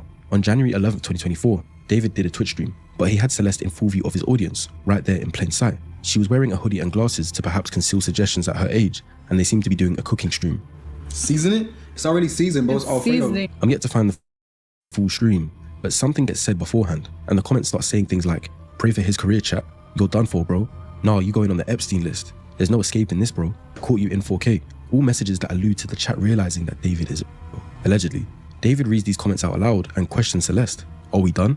To which Celeste says, we need to delete this. Pray for his career, chat. Are we done? Are we We need to delete this. Maz, can we delete all VODs? And then as soon as the stream ends, delete the stream too? I just noticed it said, David, are you coming to Philly? I want you guys to take notice. So here, do you guys remember right before this, she says, and if you haven't seen this, which I can't imagine, but if somebody's here that hasn't seen this, this is the famous video that I would assume is probably going to see its day in court. I don't know, maybe not. Oh no, I would assume that it probably would, right? It would be in court, because this would show that, you know, they had some sort of relationship here. But this is where she famously says, you know, he says, I media trained you. And she says, no, you didn't. And he said something about something being controversial. And she said, what? It's controversial for you to our kids. And that's when he was like, wait, what? And, you know, and then they laugh. And he's like, mods or VODs, or can you delete this? Whatever it's called. Take notice of like her giggling and stuff, just in my opinion, is very youthful, right? That's something we would expect a 13-year-old to do. From what I was told about, well, not that I was told, that we saw in the video from Cuffy, what is his name? I'm sure you wrote it 12 times already. Is it Ross or something? The guy with the accent, he's got really good videos. Anyway, I'm sure she said it 12 times and I just didn't say it. But he was saying, oh, Trapmore Ross. See, I knew there was something Ross in there. Trapmore Ross. Trapmore Ross. Thank you, you guys. That is it. So yes, the media trained me and about, having the guy, Trapmore Ross said that the guy who said that he met him twice and that the first time he was like very like mature, professional. And then the second time he was very juvenile. The second time, if you look at the dates, that's when, he's dealing with Celeste and allegedly other minors. Hey, Wendy. Yes, he said delete everything and went on to delete her. Wow, Wendy, yes. Can we delete all VODs? And then as soon as the stream ends, delete the stream too? Can we delete anything? You done for, bro? Y'all are not done? Now you gonna abstain? Yo, wait. You see the instant panic in David because he's tried to keep this relationship a secret, and this was the closest he'd gotten to being exposed. The chat continues with David and Celeste Island trip and David Epstein flight list, but something else gets said, and David puts his hand firmly on Celeste's shoulder and says, "I media trained you," to which she replies, "No, you didn't." Media I personally don't. Yo, I media trained you. No, you didn't. He says that's controversial, and she questions him with something that almost exposed his secret to the world. That's controversial. It's controversial of kids. Really good. Okay, It's been a good one. Bye. Bye, guys. Mwah. Oh my. Delete everything. Delete everything. Everything goes. She seemingly regrets saying it straight away, and David ends the stream. Of course, I have to preface that streaming clips get taken out of context all the time. What we don't know is what was actually said beforehand, and the chat could have been referencing something completely different. But what we do know is that David was making attempts to media train Celeste, in his own words. Due to him understanding what he was doing was wrong, this is an attempt at power control, because by giving her instructions on how to act, she's molded to become more obedient. It's crazy that this Twitch stream is almost a mirror of what the prosecution are alleging David did to Celeste over a year later. When he was on the verge of getting exposed, he tells his mods to delete everything, to physically discard of the evidence so that no one can find out the truth. He did what he needed to maintain control over the narrative, and panics when there's a risk of the mask slipping. Prosecution documents state that Celeste and David broke up in November 2024, though text messages confirm a continued contact through to at least March 2025. The documented text exchanges describe Celeste growing distress at the nature of their relationship. She messaged, according to prosecution filings, "All we do is have sex and just hang out, man. I want more than that for myself." If you notice, the prosecution frames this as evidence of David's manipulation. This is because of the context that is supposedly surrounding this message. The prosecution's argument is that David had deliberately led her to believe that they had some sort of future together, that she was his girlfriend, his partner, someone he was building something with, specifically in order to maintain physical access to her and her silence. She was emotionally invested in a future I don't think he actually planned to give her. Now, before we proceed, I have to reiterate, because I know how soft the YouTube guidelines are when it comes to active cases and demonetization, but David is only alleged to have murdered Celeste Rivas Hernandez and has pleaded not guilty. So take what I say next as opinion, as rumors, as theory, but not fact, because his behavior over 2025, if not guilty of the murder, just looks like normal behavior. But that's also the problem if he is guilty, because only... Did he just say that looks like normal behavior if he's not guilty? I don't know. This is literally, it says my album is out, and this is April 25th, allegedly 2 days.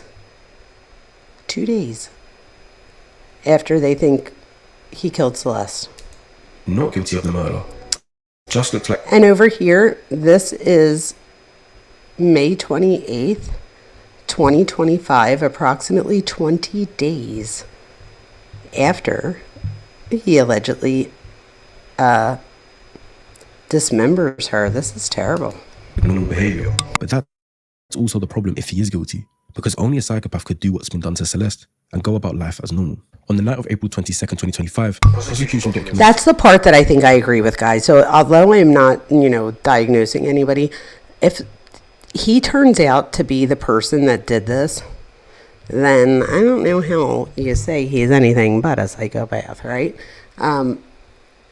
It's not that he went into a deep depression after this. Like, we see him the day after making TikToks for his media, for his new album.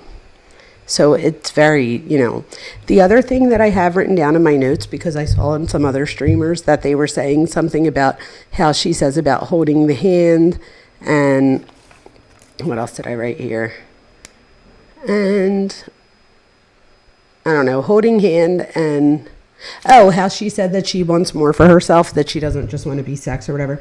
So you guys think about it. So this is now how long into them knowing each other. So at first, I'm sure he held her hand all the time. I'm sure their relationship was a whole lot more than sex, right? I'm sure that he made her feel real special. And after a while, in situations like this, if he is the one that did this, it wouldn't be abnormal to see that as he's isolating her and stuff like that, that he doesn't give her the same amount of attention that he did before. It could even be at some point, as he's getting, the more popular he gets, the more, other women, or women and men, who knows, but other people probably, he did a whole live stream the day. Oh, I need to see that, Zyoung.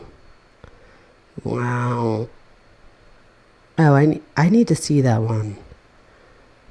Wait, yes, there's a photo of him holding her hand and she's wearing the same clothes she went missing in. That's right. And she's like covering her face, right? Yes, he probably promised her all sorts of things. Yes, meaningful things for their future. Gaslit her, and then she was no longer useful for whatever he needed, and she became a liability. I agree. And just like with Madeline Soto, you guys, if this is true PDF file, whatever they say on these YouTube streets, just like if you're gay or straight, that's your sexual orientation. Somebody that's a PDF file, their sexual orientation is prepubescent kids. So just like with Maddie Soto, wasn't Maddie Soto, didn't she just turn 15? So around the same age, 14, 15. Just think about that. They were so young when they met that there's a high probability that she wasn't even menstruating. Like what? Look at the other ones you sent. All right, I'm going to look now. Describe a lengthy argument conducted over text messages. Celeste had become aware of David's relationships with other women. Although they supposedly weren't in a relationship anymore, this triggered Celeste, and she threatened to expose their relationship publicly and destroy his music career. His debut studio album, Withered, was scheduled for release April 25th, 2025, so 3 days later. On top of that, he had a multi-million-dollar career, active endorsements, and a world tour booked. The prosecution alleges that at approximately 8:40 p.m. on April 23rd, 2025, David ordered an Uber to transport Celeste from her Lake Elsinore home to his Hollywood Hills residence. She arrived at approximately just after 10 p.m. This part, so I'm going to skip a little bit. That shortly after her arrival that evening, the prosecution then documents evidence for his concert tour.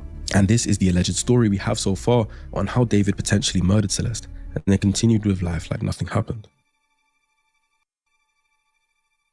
True and proven, and it's just my opinion, but the first thing that I believe to be true is that David demonstrates a dark triad personality. The dark triad is a mix of 3 personality constructs: narcissism, Machiavellianism, and psychopathy, identified in psychological literature as co-occurring and collectively associated with manipulative, exploitative, and callous interpersonal behavior, and I believe all 3 appear relevant to David's documented behavioral profile. Narcissistic personality disorder, or NPD, is characterized by grandiosity, a persistent need for admiration, entitlement, and a lack of genuine empathy. Subclinical narcissistic traits, which don't meet the full diagnostic threshold but are clinically meaningful, are observable in David's behavior across multiple domains. The construction of an elaborate multi-persona identity architecture, the use of a child as a participant in its artistic and fantasy world, the apparent expectation that normal rules, including the You guys, that's not Celeste, is it, on the top right? laws didn't apply to him, and the documented use of financial resources to purchase compliance. The biggest thing here, you guys, is what he just said.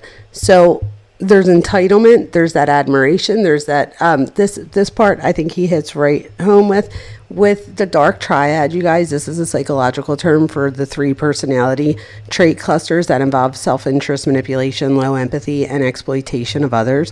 So it's narcissism, Machiavellianism, and psychopathy. So narcissism is what we're going over now. So the thing is that with narcissism, what it can look like is, I'm special, someone that's craving attention, using people for validation, reacting badly even to criticism is a part of this. So grandiosity and entitlement is really what's going on here, and a need for admiration. You only need somebody to admire you if you're not feeling grandiose, right? So, and when somebody is made to feel, if they're not feeling grandiose and they feel depleted in some way, grandiosity or getting back on top in some elaborate way is often, like we see with Brian Koberger, right? He suffers with, let's say, being overweight, drug, whatever it is, all the things, and then when that gets depleted, it's like, oh, I'm going to show them. So it's like, not only does he lose weight, but he loses 130 pounds. And not only does he, go to school and turn his life around from rehab, he goes on to become the doctorate degree. Like, so we see a lot of that there. The Machiavellianism, real quick, just so I don't have to stop it when he goes, but he's right here. All the things, I think the big thing that he's talking about, he does talk about a lack of, what did he say? The rules don't apply to him. That is something we see with narcissism, but we see that more often, believe it or not, with antisocial personality. Even if you look at the bottom right, the fact that he thinks that it's okay, allegedly, what the kid's holding in the bag is Cane's fast food, and he's getting a cell phone and or money from David to keep quiet. The fact that David was careless enough to do this in public at her, like within a 5-block radius or something, or a 5-minute walk radius to her house, and this is a classmate of hers, and the fact that it doesn't occur to him that somebody could be, especially somebody that does all of the social media he does, he either doesn't care or he doesn't think about the fact that there's, cell phones and stuff, which he has to know, right? So, and part of this picture, if you've seen this, is the Tesla that she's later found in. It's disgusting. But this would show here too, right, that the rules don't apply to him, that the law doesn't apply to him, but that's more psychopathy, and that's like low empathy, impulsivity, callousness, lack of remorse. That all would fall under the core pattern for psychopathy. Machiavellianism is more like strategic manipulation, so this is like emotional coldness. This would look more like lying, scheming, charming others, but the thing is, you could also say that that's psychopathy. So I think that that's the, you know what I mean? I think there are 3 overlapping personality traits. So they're not a diagnosis by themselves, but they describe patterns where a person may feel highly like focused, manipulative, emotionally like unavailable or cold, or willing to use others like Celeste to get what it is that you want, right? So when we talk about something like the dark triad, we need to talk about patterns that can show up, and how, somebody might, like David, might handle something like power, control, empathy, consequences to his actions, if any, relationships, and even think about it, right? We were talking earlier about his lyrics into a song. So, we were saying earlier, let me say that again, when it came to his song, what was my point here? There was something I was just going to say here. Oh, about consequences. That's how we started talking about positive and negative reinforcement. So he was getting positively reinforced for bad behavior, right? So with that being said, that same thing would be here. You would feel like they're the things that later make you feel like you could get away with something, or that you're above the law. Multiple parties, like Celeste's classmates and potentially others, rather than just accepting social or legal constraints. He continued pursuit of Celeste after direct law enforcement contact, despite being explicitly told that she was a 13-year-old runaway, which just demonstrates how important he thought he was. Narcissistic individuals frequently exhibit a belief that ordinary legal and social constraints are obstacles that apply to others, but not them. Machiavellianism refers to a strategic, manipulative orientation towards interpersonal relationships. In simpler terms, using others as instruments towards personal goals, maintaining multiple social presentations simultaneously, and planning several steps ahead in your devious plans. David's documented behavior across the 2022 to 2025 period is consistent with this profile. The staged disclosure of his relationship that was sufficient to lend his music credibility, but not enough to expose it, the financial management of witnesses, the claimed media training. No problem, Cuff You. Thank you so much for being here. Of a minor to manage his public perception, and the fake name he used on the Amazon purchases when trying to cover his murder trail. Psychopathy is characterized by reduced fear response, diminished empathy, shallow affect, and the capacity to engage in harmful behavior without the guilt and anxiety that normally regulates such behavior in normal individuals. What's actually happening in the brain is reduced amygdala reactivity, meaning the internal alarm system that makes violence psychologically hard to deal with is significantly reduced. All that means right there, you guys, the amygdala, that blue thing that he's pointing to, there's like that little ball on either side, whatever, and it's right by the hippocampus, the part of the brain that houses our memories. The amygdala is the part of the brain that houses emotion, even though we know now from brain science that emotion's stored in more than just the amygdala. But here what this guy is talking about is the amygdala in the sense of a smaller amygdala is often seen in people with psychopathy. But I don't know that David has ever gotten a brain scan, that this would even be, that we could even speculate for this. But if he does have this, you kind of can. David's deliberate desensitization program beginning at 14, his awareness of this process, saying, "I watch God to desensitize the part of my brain that feels empathy to the wrong things," and his ability, if the allegations are accurate, to attend a radio interview and album release party within hours of the alleged murder, are all consistent with elevated psychopathic traits. The prosecution's timeline describes someone who moved through the alleged crime and its immediate aftermath in a goal-directed, organized manner without visible emotional disruption to his public functioning. He saw the murder and the cleanup as a task to get out the way, rather than a major disturbance to his life. Am I like depraved, or does that look really phallic? Right? Who made that? Oh man, just saying. He saw the murder and the cleanup as a task to get out the way, rather than a major disturbance to his life. It's important to note that psychopathy exists on a continuum. High psychopathic traits do not predict violence on their own. They represent a reduction in the internal constraints that make violence improbable for most people. You can definitely have psychopathic traits and go through life without killing anyone. But if you had to, or if you believed you had to, it wouldn't be hard for you to mentally process. The best way I see fit to analyzing the rest of his psychology is by answering some common questions surrounding the case. The first is, was David born with psychopathic traits, or did the environment shape him like this? The evidence doesn't support a simple nature or nurture answer, and the research literature on psychopathy doesn't even need one. Studies on antisocial personality disorder, which is the more official diagnosis with traits similar to psychopathy, have found that I am so glad. If this guy were here, or if he ever heard my live, he gets an A. You guys, what did I say this whole time?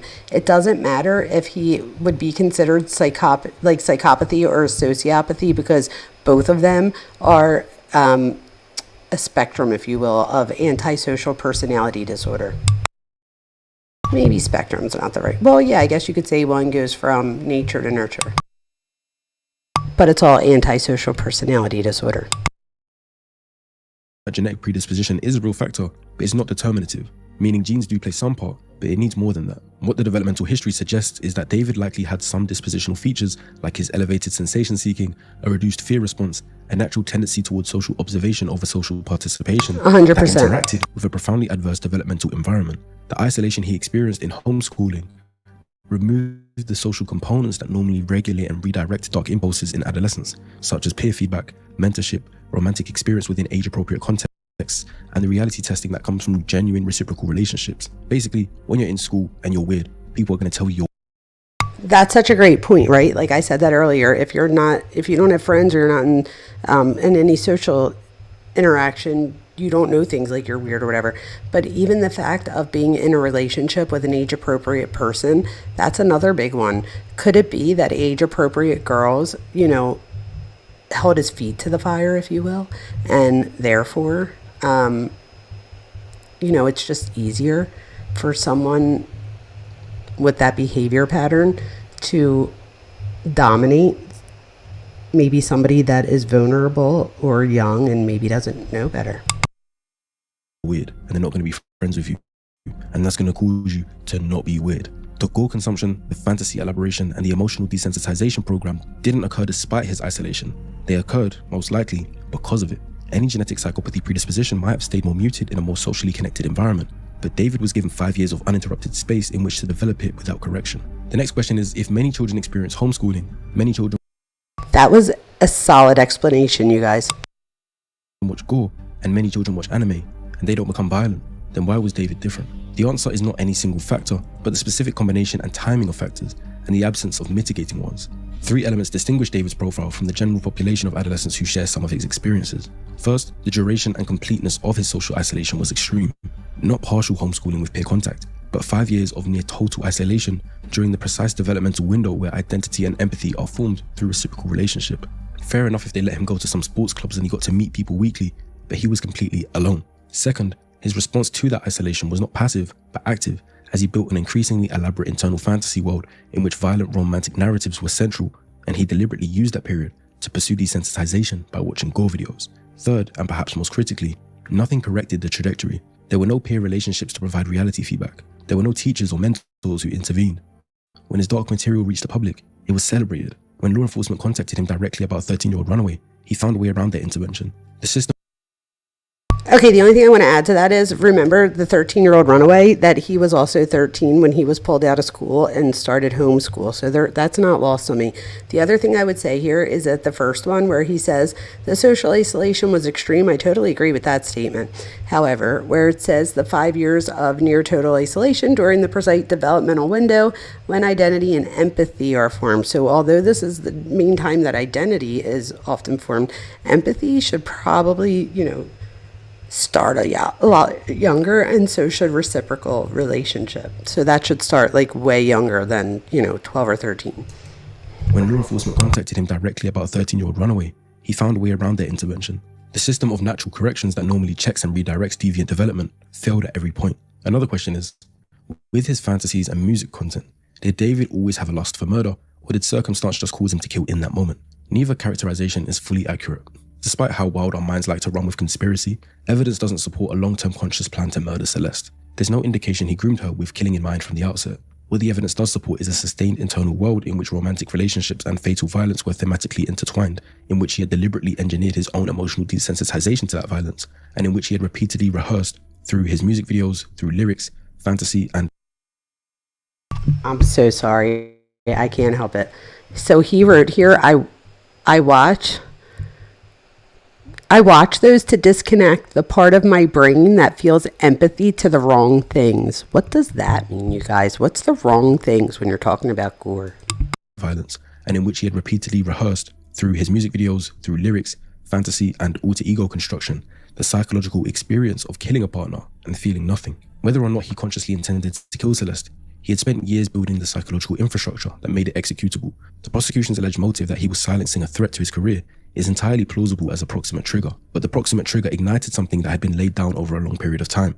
A person without that psychological infrastructure, confronted with the same threat, would not have had the same response. They might have offered to talk about things, maybe to pay her off, or something, but not murder.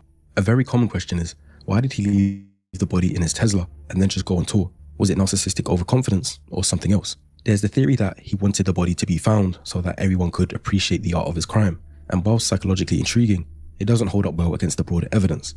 The prosecution documents a person who used a false name to purchase disposable equipment, drove to Santa Barbara County to destroy evidence the night of the alleged murder, made deliberate false statements to law enforcement, and continued attempting to incinerate evidence months later, as he bought a burn cage in July that he didn't end up using. This is not the behavior of someone wanting the body to be discovered. It's the behavior of someone who believed he was managing the situation competently. The most clinically consistent explanation is indeed narcissistic overconfidence, a well-documented feature of individuals who combine high narcissistic and psychopathic traits. The belief isn't simply I am above the law in an abstract sense. It's the belief that the individual's intelligence, status, and resources are sufficient to manage any problem. Leaving the car on the street rather than disposing of it properly is a catastrophic risk assessment failure, but it's consistent with the same cognitive pattern that led him to go to his radio interview the morning after the alleged murder.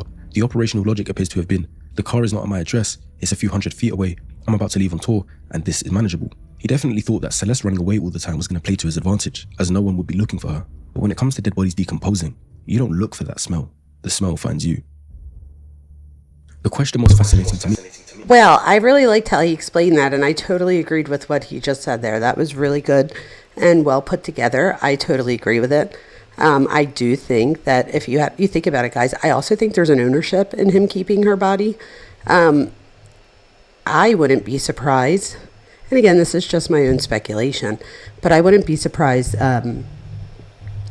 if just like, well, first of all, did they ever find the knife? Does anybody know? That's one. And the second one that I would say is, I don't know, I just read Glenn's comment and forgot what I was going to say. Oh, the finger. That's what it was. Wendy, thank you. The finger. So I wouldn't be surprised, right? Just like a killer would keep like the knife or bury. Like I think in my opinion, Glenn, don't come for me, but I think that BK hid the knife somewhere, like that he buried it somewhere so that if and when he got away with it type thing, that he could go back and, but again, Glenn, I'm not making this about that, but that's just what it reminded me of. So in other words, I wouldn't be surprised if like they still haven't recovered the fingers. That to me says ownership, right? Same thing. I do think it was overconfidence as well, but the ownership part I think is, you know, a huge part of this as well, in my opinion. Especially when watching through all of his TikTok videos following the proposed date of the alleged murder, is what allowed him to continue functioning normally after the fact. Several interacting psychological mechanisms are relevant here. The first is the reduced guilt and anxiety response associated with elevated psychopathic traits. The internal system that makes violent acts psychologically disabling for most people was, in David's case, already significantly reduced through years of deliberate desensitization. The second is compartmentalization, a defense mechanism in which an Oh my God, he just said compartmentalization. Look at that, yo. individual maintains separate psychological areas. Meanwhile, I'm the teacher and he's the student, so let me just refrain that. That was good of him. I should know that. That don't interact, allowing normal social functioning to continue in one area while extreme events are contained in another. The third is the role of his persona architecture. David had spent years living between constructed identities, none of which were his actual self. Switching to David the artist for a radio interview was not a performance grafted onto a traumatized person. It was, by that point, his default public mode of existence. He was the psychopathic and cold version of himself that night, and switched his persona to David the artist by the following morning. Finally, if the prosecution's characterization of the alleged murder as an act to silence Celeste is accurate, then there was no emotional conflict to suppress. The act achieved its objective. The threat was eliminated. For someone with the psychological profile described in this video, David saw this more as completing a task rather than being horrified at what he'd done. So it wasn't that deep to him, and that's why there were no signs, at least publicly, of breakdown or panic. Now, the final two are significantly important to many of you watching. Firstly, was David an actual pedo that would have pursued other underage girls, or was Celeste's age just incidental to timing? The evidence doesn't actually support primary pedophilic orientation as the dominant motivation, as I addressed earlier. However, the pattern of seeking a relationship with someone significantly younger, from an unstable home, and therefore highly susceptible to the power dynamic he preferred, is unlikely to be entirely incidental. The specific age of Celeste, 11 at first contact, 13 at the alleged start of the physical relationship, may reflect opportunity and controllability rather than exclusive attraction to that age group. Whether he I actually respect that, and I totally see that. So, and I kind of said something like that earlier. I said if we found out, but so he did, although there's alleged that he did have other girls. If you look at it, like the other girls, and I'm not completely sure, so someone let me know, but, you know, the other girls, I believe, they're a lot younger than him, but they're not necessarily prepubescent. That's what, remember earlier when I was saying about the sexual orientation, that's what I was trying to get at there, is that I don't necessarily know that this was something prepubescent as much as it was, like I was saying as well, that that girls his own age might hold his feet to the fire, if you will. So having somebody like Celeste who's vulnerable and young allows him to be the provider. You guys, duh, I just made a connection. You know, I always say when we talk about DV, right? And I say that it's really hard for somebody to move on because the fear of not knowing what the future holds without that person there is scary, right? Because that person, although they're providing the DV, they're also the person that usually provides the security. So again, there goes that extreme, right? So remember, there goes that intensity. So I can be your savior and your worst nightmare all at the same time. Would have sought out other minors depends significantly on whether the control and power dynamic, rather than the age itself, was the primary draw. The evidence leans towards him just preferring the Meanwhile, as he has little kid plushies in the background, control aspect, which suggests that his targets might have included adult women in vulnerable circumstances just as much as minors specifically. In simple terms, I don't believe he cares if it's an adult or a minor, just so as long as he can control them. And the final question, if not caught for this alleged murder, would David have killed again? On the available evidence, a second murder was not inevitable, but the risk profile wasn't low. The alleged murder, if accurately characterized by the prosecution, was carried out to eliminate a specific threat to a specific goal, which was protecting his career. This is different from the profile of a serial killer driven by compulsion or escalating fantasy fulfillment, like Ted Bundy, Jeffrey Dahmer, and the BTK killer. However, the post-alleged murder behavior described in prosecution documents, the methodical dismemberment, the ongoing attempts to destroy evidence, the continued public functioning, is consistent with someone who didn't experience sufficient psychological cost from the act to be deterred from repeating it under similar circumstances. If the career threat had risen again with another person in a position to expose damaging information, the psychological barriers to a similar response would have been lower the second time, not higher. Basically, if the same situation repeated itself with another girl like Celeste, David would just say, "It worked the first time, so I'll do it again." Boom. Is that not what I said? Oh, thank you, Glenn. Is that when I not said, when somebody said, do I think that he was like somebody serial that would do it more than once? Yes, but again, it's just my opinion. But because, like this guy's saying, when somebody feels that they're above the law, and let's be honest, you guys, I don't know about you, but I was scared that he wasn't going to see, like, that they weren't going to get justice for Celeste for a minute there. Like, I was getting nervous. And he probably felt look how long it was before he gets arrested. So that probably was just, to us, we were like, what the heck? And I think people said that he was still like responding and stuff online. Like he was saying that his car got stolen and stuff like that. But we obviously know that they have something else. But I'm going to get to that. I have something pulled up, Z, in 1 sec. I don't believe he'd go around his life trying to find people to murder. So, how do we summarize? David Anthony Burke's trajectory is not the product of a single cause, and it doesn't follow the profile of someone who was always going to commit a violent crime. It follows the profile of someone whose dispositional characteristics were given an extreme developmental environment in which those characteristics were amplified, reinforced, and never corrected. The homeschooling decision at 13 was the rupture, not because it was inherently abusive, because it removed the entire social architecture within which deviant development is normally detected and corrected, and replaced it with 5 years of unstructured internet access and internal elaboration. The resulting internal world, saturated with violent romantic fantasy, deliberately desensitized emotions, and a constructed alter ego who committed murders, was then given a commercial platform that celebrated rather than challenged it. The relationship with Celeste Rivas Hernandez was built on the structural conditions his isolation had created, an online social infrastructure that gave him access to vulnerable people, a power dynamic he had never experienced in any other relational context, and a fantasy framework that had always positioned a romantic partner as someone he would end up killing. What the prosecution alleges is that when that relationship produced a threat to his survival, both professionally and financially, the psychological infrastructure necessary to respond violently was formed, and the psychological barriers that would have made most people unable to act on that response weren't. Celeste Rivas Hernandez was 14 years old. She was reported missing by her family multiple times. She had reached out to the one adult who was supposed to care for her, and was told that she was wanted, loved, and seen, or at least made to feel that way at one point in their relationship. The prosecution alleges that that same person who told her those things ordered the Uber that brought her to his door and stood by as she bled out on the floor of his Hollywood Hills home. The warning signs were there, in his music, in his Discord, in his fantasy constructs, in his own words, in interviews, given freely to journalists who heard them as art. The question this case raises, for parents, for platforms, for the music industry, and for the audiences who stream artists without reading what they're actually saying, is not why nobody saw it. It's why, when it was visible, it was so easy to look away. The case is ongoing, and I plan to cover updates. Okay, I like that. I thought that was good. I give him an A. So just the, let me stop this one. Okay, hi y'all. So just in my notes, I wrote the dark triad, we went over that. And then the empathy thing, and then religion, that was the other thing. So there's plenty of people that grow up with, very strict religious views. And sometimes we see that, that person, go a little bit much, like when they get freedom or whatever the case may be, sure, but they don't go and kill people, right? So I think we're, again, talking about something different here, not just the average person. I think in this case, you guys, did anybody see his dad as a preacher? I thought his dad was very meek and quiet, and then I saw this YouTube thing and I was like, oh my. Wasn't what I it was almost as if he turned on, it was weird. I can't even explain it.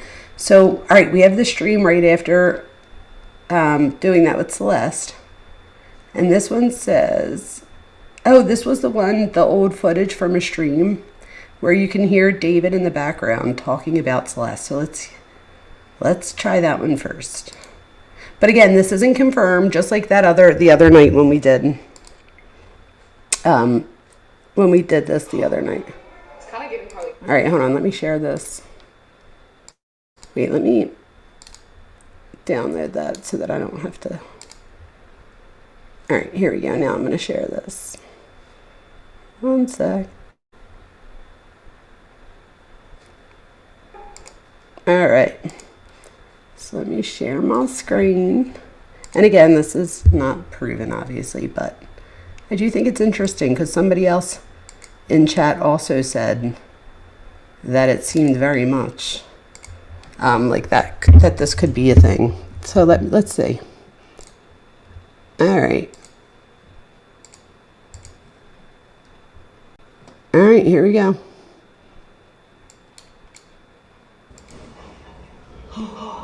It's kind of giving Harley Quinn. Okay. Aw, cute. I like it. And then, wait, we do this. Where's the body glitter? We gotta be USA now. Where's the body glitter from Claire's? Bro, body glitter from Claire's crazy.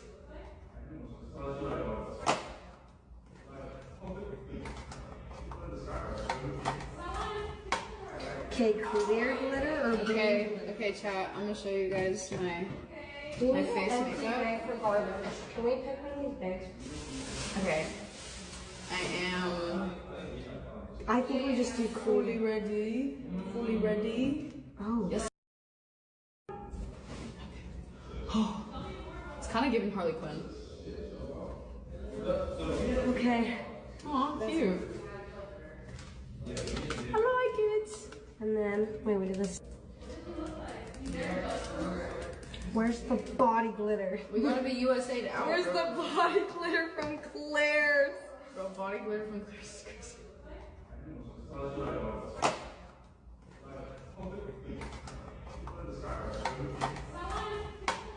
Okay, clear glitter or Okay, chat. I'm gonna show you guys my face makeup. Regardless, can we pick one of these bags? Okay.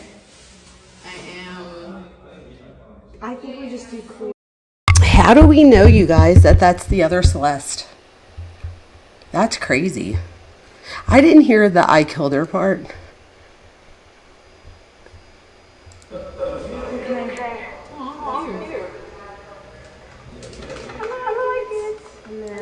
Oh my God, now I did. Hold on, wait, what? Okay. Aw, cute. I like it. And then, wait, we do this. Okay. Aw, cute. Okay. Aw, cute. I like it. And then, wait, we do this. Where's the body glitter? We gotta be USA now. Where's the body glitter from Claire's? Bro, body glitter from Claire's crazy.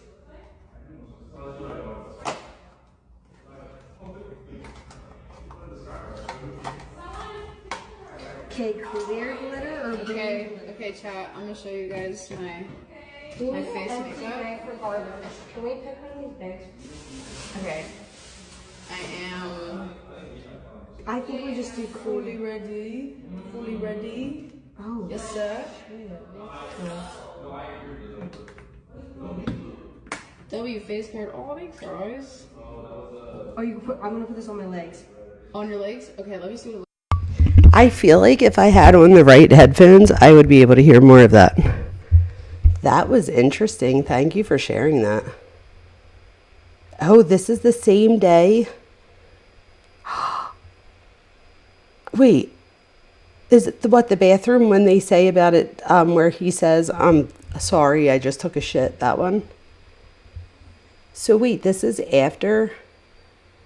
Wow. Wow, you guys. Well.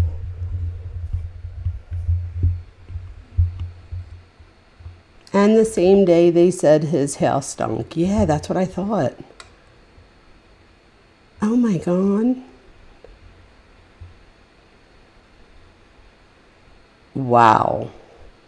I am like, what the heck?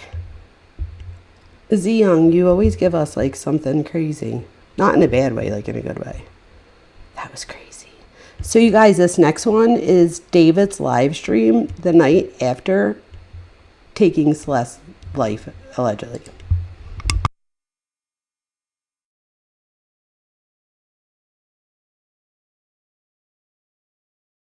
One sec, I have to reshare.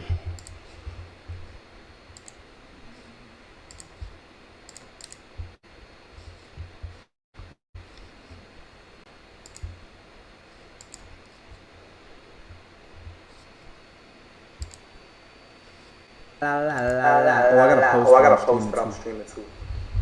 Oopsie daisies, twin. Oopsie daisies, twin. Oopsie daisies, twin. Oopsie daisies, twin.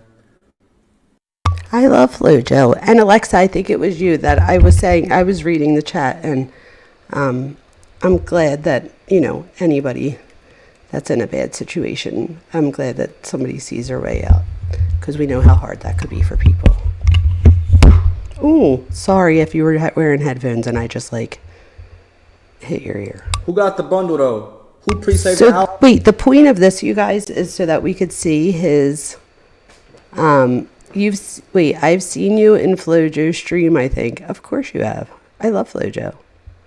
Me and Flojo have to do a live together. Let's do it. We always say it. We're always like, let's do a live, and we just never like put it together. We need to put it together. No, the album come out in 4 hours. Who pre-saved that? Who did that? Who did these? D4VD. Bro, I just want to say big shout out to Fortnite, bro. In this case, I would love to do a live stream with Flojo and Zab Girl. So if anybody's listening that could help me with that, hook a lady up. Ooh, Thor was like, okay. For giving me the locker bundle. I've been waiting for this for so long, bro. Whoa. You guys don't understand. When I was playing this game, been playing this game since 2018. I actually started in season 2. I started playing Christmas season 2. Aren't they the heart balloons from Valentine's Day? And I was like, yo, I want to be as good as Ninja. When Ninja was the best player, I was like, yo, I want to be as good as Ninja. I want to get my own locker, but I want my own skin. We got our own locker, but we're so close to getting this skin, bro. Fortnite. Please do, Epic Alex. Games, yo, thank you. I love you, Epic Games. Thank you. Thank you. When we get the skin, it's going to be a monumentous moment. A monumented moment. Yes. Do we know what time of day this was? I'm so hyped, bro. I don't know what any of your plan was, bro, Diggy, but you're not him. I swear, not him, bro. What was that, twin? Chat. Where's Mr. Savage, bro? Mr. Savage, I'm calling you out, bro. I need my 1v1 back, bro. I'm good again. Come on now. I'm good at the game again. You guys, Z Young, thank you for sharing this. I just caught something here. So, did you guys notice he's good at the game again? So one, that's convenient because he wants that Fortnite skin to come out. But two, it's almost as if, what do you mean again? He said, I'm back. I'm good at the game again. Almost like he hit reset. Did anybody else feel that? Let me rewind it just a sec so you could hear that. Mr. Savage, I'm calling you out, bro. I need my 1v1 back, bro. I'm good again. Come on now. I'm good at the game again. Oh, I already had the skin, that's why. Oh ho ho ho. Oh ho ho ho. I'm a furry on him. Hold on. Let me lock in. Where's reload at? Or should I play OG? Chat, what game mode should I play with this? Should I play OG? Sorry. That's so weird, you guys. He's like, does anybody else see this? Like, I need to get the whole thing of this so that I could watch this whole thing, because I bet you I see things that maybe other people might not necessarily, be trained to pick up on. But the fact that he's like reminiscing here, it's almost like he reset. Next year, twin. Chronic Joker 694. Who is that? David X Lil Tay. The biggest flexer. Bro, I seen Lil Tay flexing a whole bunch of hundreds. Like she tried to recreate the iconic money spread from that one dude and that one meme. I've yet to see a better money spread than that one dude. Bro, he curved it like a full 190 degrees, bro. Like how do you get to that level of sauce?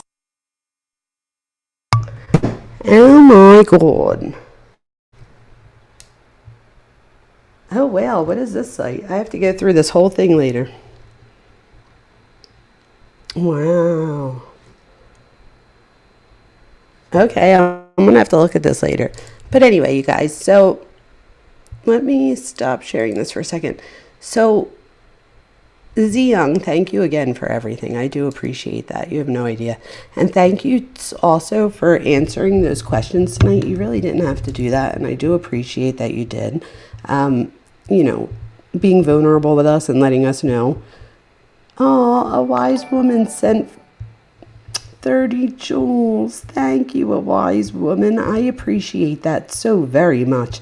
I hope you guys watch my... let me show you a little preview here, just in case you didn't watch it, so that maybe it'll get you to go over and watch it. I mean, who knows? Let's see.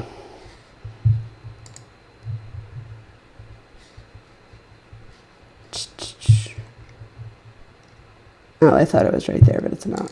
Hold on, let me go right here, my channel.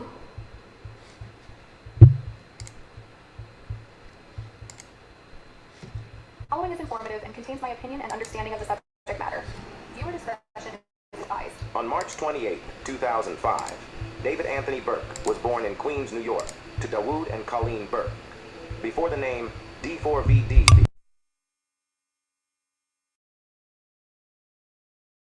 Celeste Rivas Hernandez became. Part of this story, David was a child growing up in a family system described publicly as structured, religious, and highly supervised. Public profiles and interviews describe David as being raised mostly near Houston after his early years in New York. His early music story has been told over and over through the same basic... You guys, I wrote this whole thing, obviously, and I definitely, I videotaped myself doing it, but it wouldn't let me upload it, and then I did it again, and all you heard was the fan in the background. I was like getting so angry, so I had to choose an AI. So just know that the AI, that I did all of the work, and that I did this video like 12 times before I just was like, F it, I'm using the AI. Image. A homeschooled... Eventually, I'll have a better system. Teenager. A phone, band lab, Fortnite montages, and songs recorded in his younger sister's bedroom closet. GQ reported that 8 of the 9 songs on his debut EP were recorded in that closet, and that his mother suggested he make original music after his Fortnite videos kept being flagged for copyrighted songs. But before the closet studio, before the viral hit, and before the audience, there was the childhood environment. David has said he grew up in a religious household where gospel music was the approved sound. People reported that he began exploring secular music around age 13 and secretly downloaded SoundCloud because his parents checked his phone. That is where I want to start developmentally, with a child who is curious, monitored, and learning very early that some parts of himself have to stay hidden. Curiosity does not disappear just because a household has rules. It moves into headphones, private searches, secret apps, and little pockets of identity adults may never notice. For David, music seems to have become one of those private doors. He has talked about hearing Lil Pump's Gucci Gang on the school bus around 7th grade. For a kid raised mostly on gospel, classical music, and religious boundaries, that moment sounds less like hearing a song and more like realizing there was an entire culture happening without him. For adolescents, music is not just background. Music is social language. Kids use songs, artists, lyrics, memes, playlists, and fandoms to connect. If you do not know what everyone else is referencing, you can feel like you are watching a conversation through glass. That connects directly to John Santrock's work on adolescence. In Adolescence, Santrock organizes adolescent development around the self, identity, emotion, personality, families, peers, romantic relationships, school, culture, media, and technology. All of the exact systems showing up in David's story. So, When David says he was watching people, studying people, and learning how others behaved, that fits the developmental picture. GQ quoted him talking about people watching, going to cafes, sitting alone in movie theaters, and studying people's habits and how they perceived life. He also said that when he was homeschooled and in the house all the time, he crafted characters in every song. That detail is huge. When a young person is not fully participating in the peer world, observation can become the replacement. David's artistic identity also drew from fantasy, manga, characters, and darker emotional worlds. GQ described him as someone who downloaded manga page by page on a cell phone and later built a larger universe inside his music. That fits the pattern we keep seeing. David using stories, characters, fantasy, observation, and emotional borrowing to build identity. For many teens, fiction is a safe place to explore feelings. Anime, manga, gaming, horror, and dark music can help adolescents process isolation, anger, grief, identity, and power. The concern begins when fantasy becomes tied to control, secrecy, or real people who are vulnerable. Then fame arrives. David goes from gaming content to viral music, then to a major label, touring, and a growing fan base. People reported that by 2025, he was preparing for Coachella and releasing his debut album, Withered. That is a lot of power for someone whose social development had been shaped so heavily through online spaces. And then there was Discord, and Fortnite gave him gameplay interaction. YouTube gave him visibility. Music gave him emotional branding. Discord gave fans a closer door. Discord can feel like a group chat, fan club, backstage room, private community, and social hierarchy all at once. For creators, it can strengthen a fan base. For young fans, it can make closeness feel personal. That becomes critical when we get to Celeste.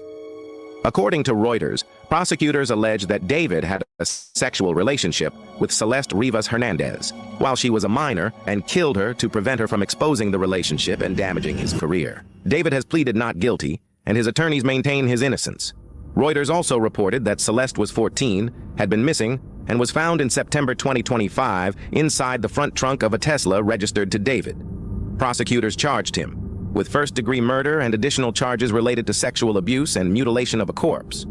Now, developmentally, the power imbalance is impossible to ignore. A child interacting with an older famous person is dealing with status, admiration, secrecy, and pressure before her brain has finished developing the systems needed for adult-level judgment.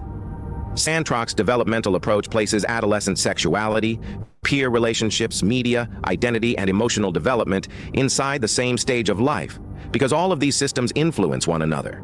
Messages from a celebrity can feel like intimacy. A reply can feel like being chosen. A private chat can feel like a relationship. A secret can feel romantic before it feels dangerous. If the older person has traits and patterns tied to entitlement, weak empathy, control, secrecy, or emotional dysregulation, the dynamic can become unsafe very quickly. In exploitative dynamics, the person with more power may frame the relationship as special, misunderstood, private, or emotionally intense. The younger person may feel chosen. The older person may feel admired, needed, obeyed, or protected by secrecy. That is where traits often associated with narcissistic and antisocial patterns become relevant.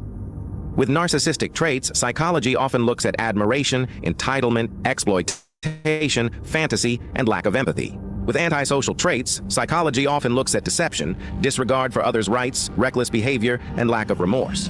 When those traits show up alongside fame, private digital access, and a child fan, the risk becomes very real. David's public persona already lived in a world of pain, death imagery, longing, romance, and emotional intensity. His breakout song was titled Romantic Homicide. That song alone does not prove anything. It does show the emotional world his brand occupied. Once allegations this serious emerge, people naturally revisit the art. A developmental lens helps keep the conversation grounded. We are not grabbing one lyric and building a whole case out. David grows up in a strict religious home. He discovers music he was not allowed to explore openly. He leaves public school around 7th grade. He feels forgotten by peers. He turns to Fortnite. He becomes a YouTube creator. He starts making music in a closet. He writes from borrowed emotional experiences. He builds a dark, romantic persona. He gains fame quickly. His online world expands. A child enters that world. When we line it up that way, we see identity forming through isolation, observation, fantasy, performance, and power. And Celeste has to stay at the center. She was not a lyric. She was not a character in someone else's dark aesthetic. She was a child.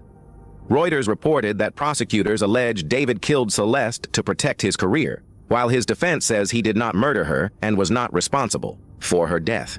That is where the courtroom will deal with evidence. Here, we are looking at the developmental and behavioral patterns surrounding the story. David's origin story was easy to market. A lonely homeschooled teen, a gamer, a phone, a closet studio, a viral song, a soft-spoken artist with dark lyrics, and a mysterious vibe. That story feels intimate. It makes audiences feel close to him. It makes him seem misunderstood, creative, wounded, and relatable. But public origin stories are edited.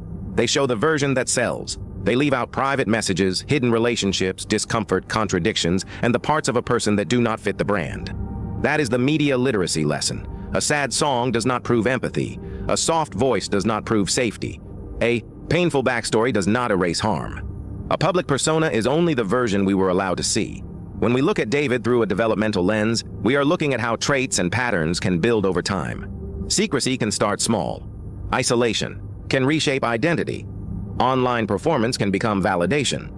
Fame can magnify entitlement. Private access can create opportunity. Weak empathy and emotional dysregulation can turn relationships into control. And when a child is involved, those patterns become urgent. Celeste deserved protection. She deserved adults who recognized risk. She deserved systems that did not allow child to disappear into an older celebrity's world.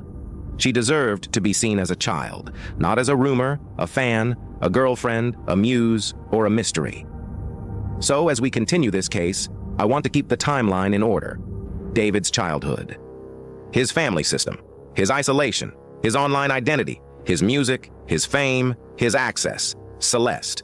Because when we study the full arc, we get closer to seeing how public personas can hide private danger. And sometimes the story people sold us is only the front cover. The real story is in the pages they never expected anyone to read. Please like, subscribe, and share if you enjoyed this. So, wait, let me turn my camera on. So, hopefully you guys enjoyed that. Yes, poor Celeste is all I could think too. Z Young, if you're still in here, I'm wondering what you thought about that. Like, did it sound about right? Like the parts that we talked about earlier? I feel like this just pretty much summarized all of the points that we came to tonight. So hopefully you guys will like, subscribe, and share. And if you could just share, I don't know if you guys saw this yet, but if you just click on videos, if you like it, it'll get out into the algorithm. More people need to see it, right? Because everybody's seeing the other guy's video, which is amazing. I want everybody to see that one. He did a fantastic job. But I feel like this could help validate the things that he's saying, right? So let's help me get it out there so that other people could see it, because I worked really hard on it too. And I think I did it. I think I did all right there, right? All right, let's see. What do I got here? You enjoyed it. Thank you. I'll thank you, Wendy. I do appreciate that. I thank all of you for coming here tonight. 100% thank you. Oh, that makes me feel good. Because you just never know, you know what I mean? What people are thinking. So, as we close tonight, I'm trying to think of when I'll be back. What's tomorrow? Tuesday? I don't know, because my schedule now just changed as of today at like 6:30. So we'll see what happens, you guys.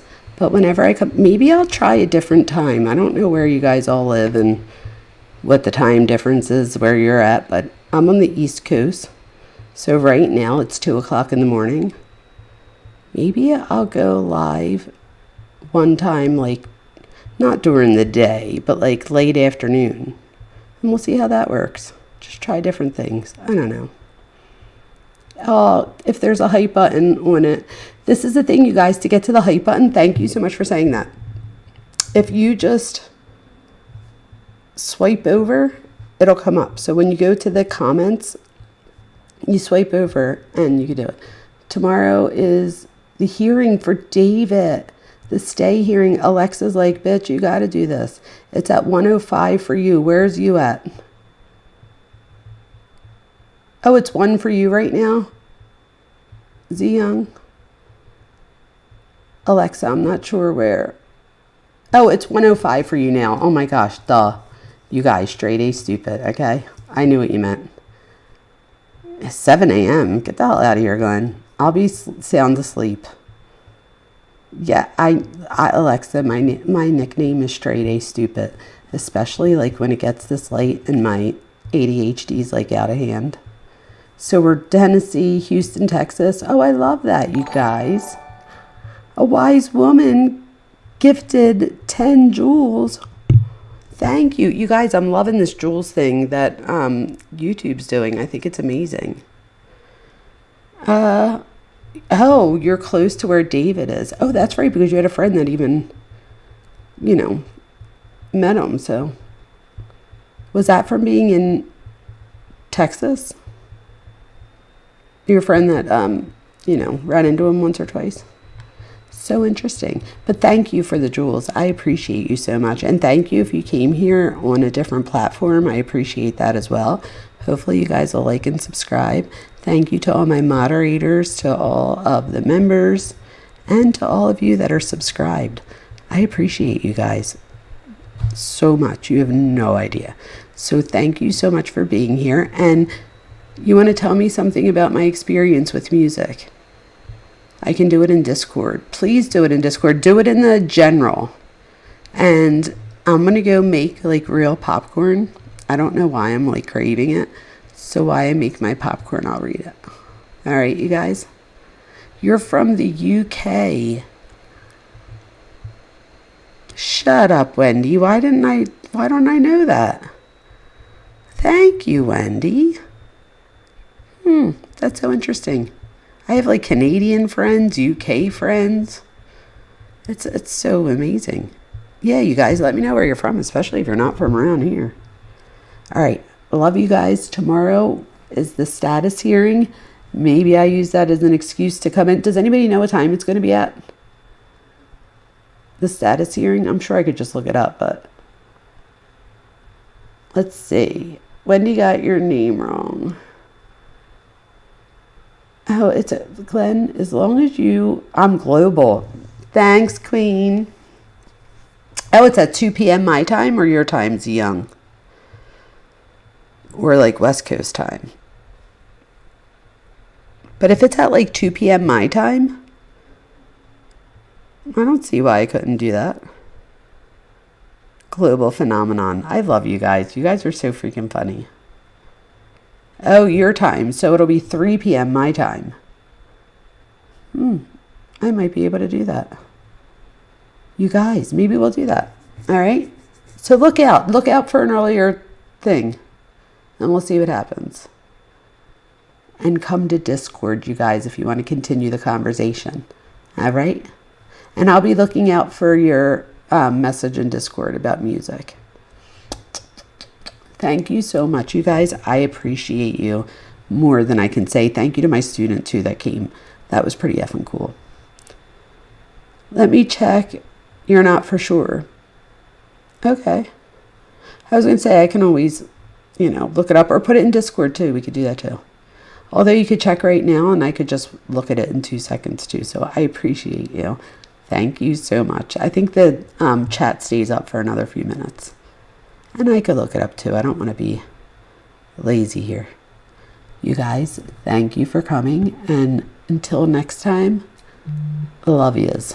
You guys are the best. Good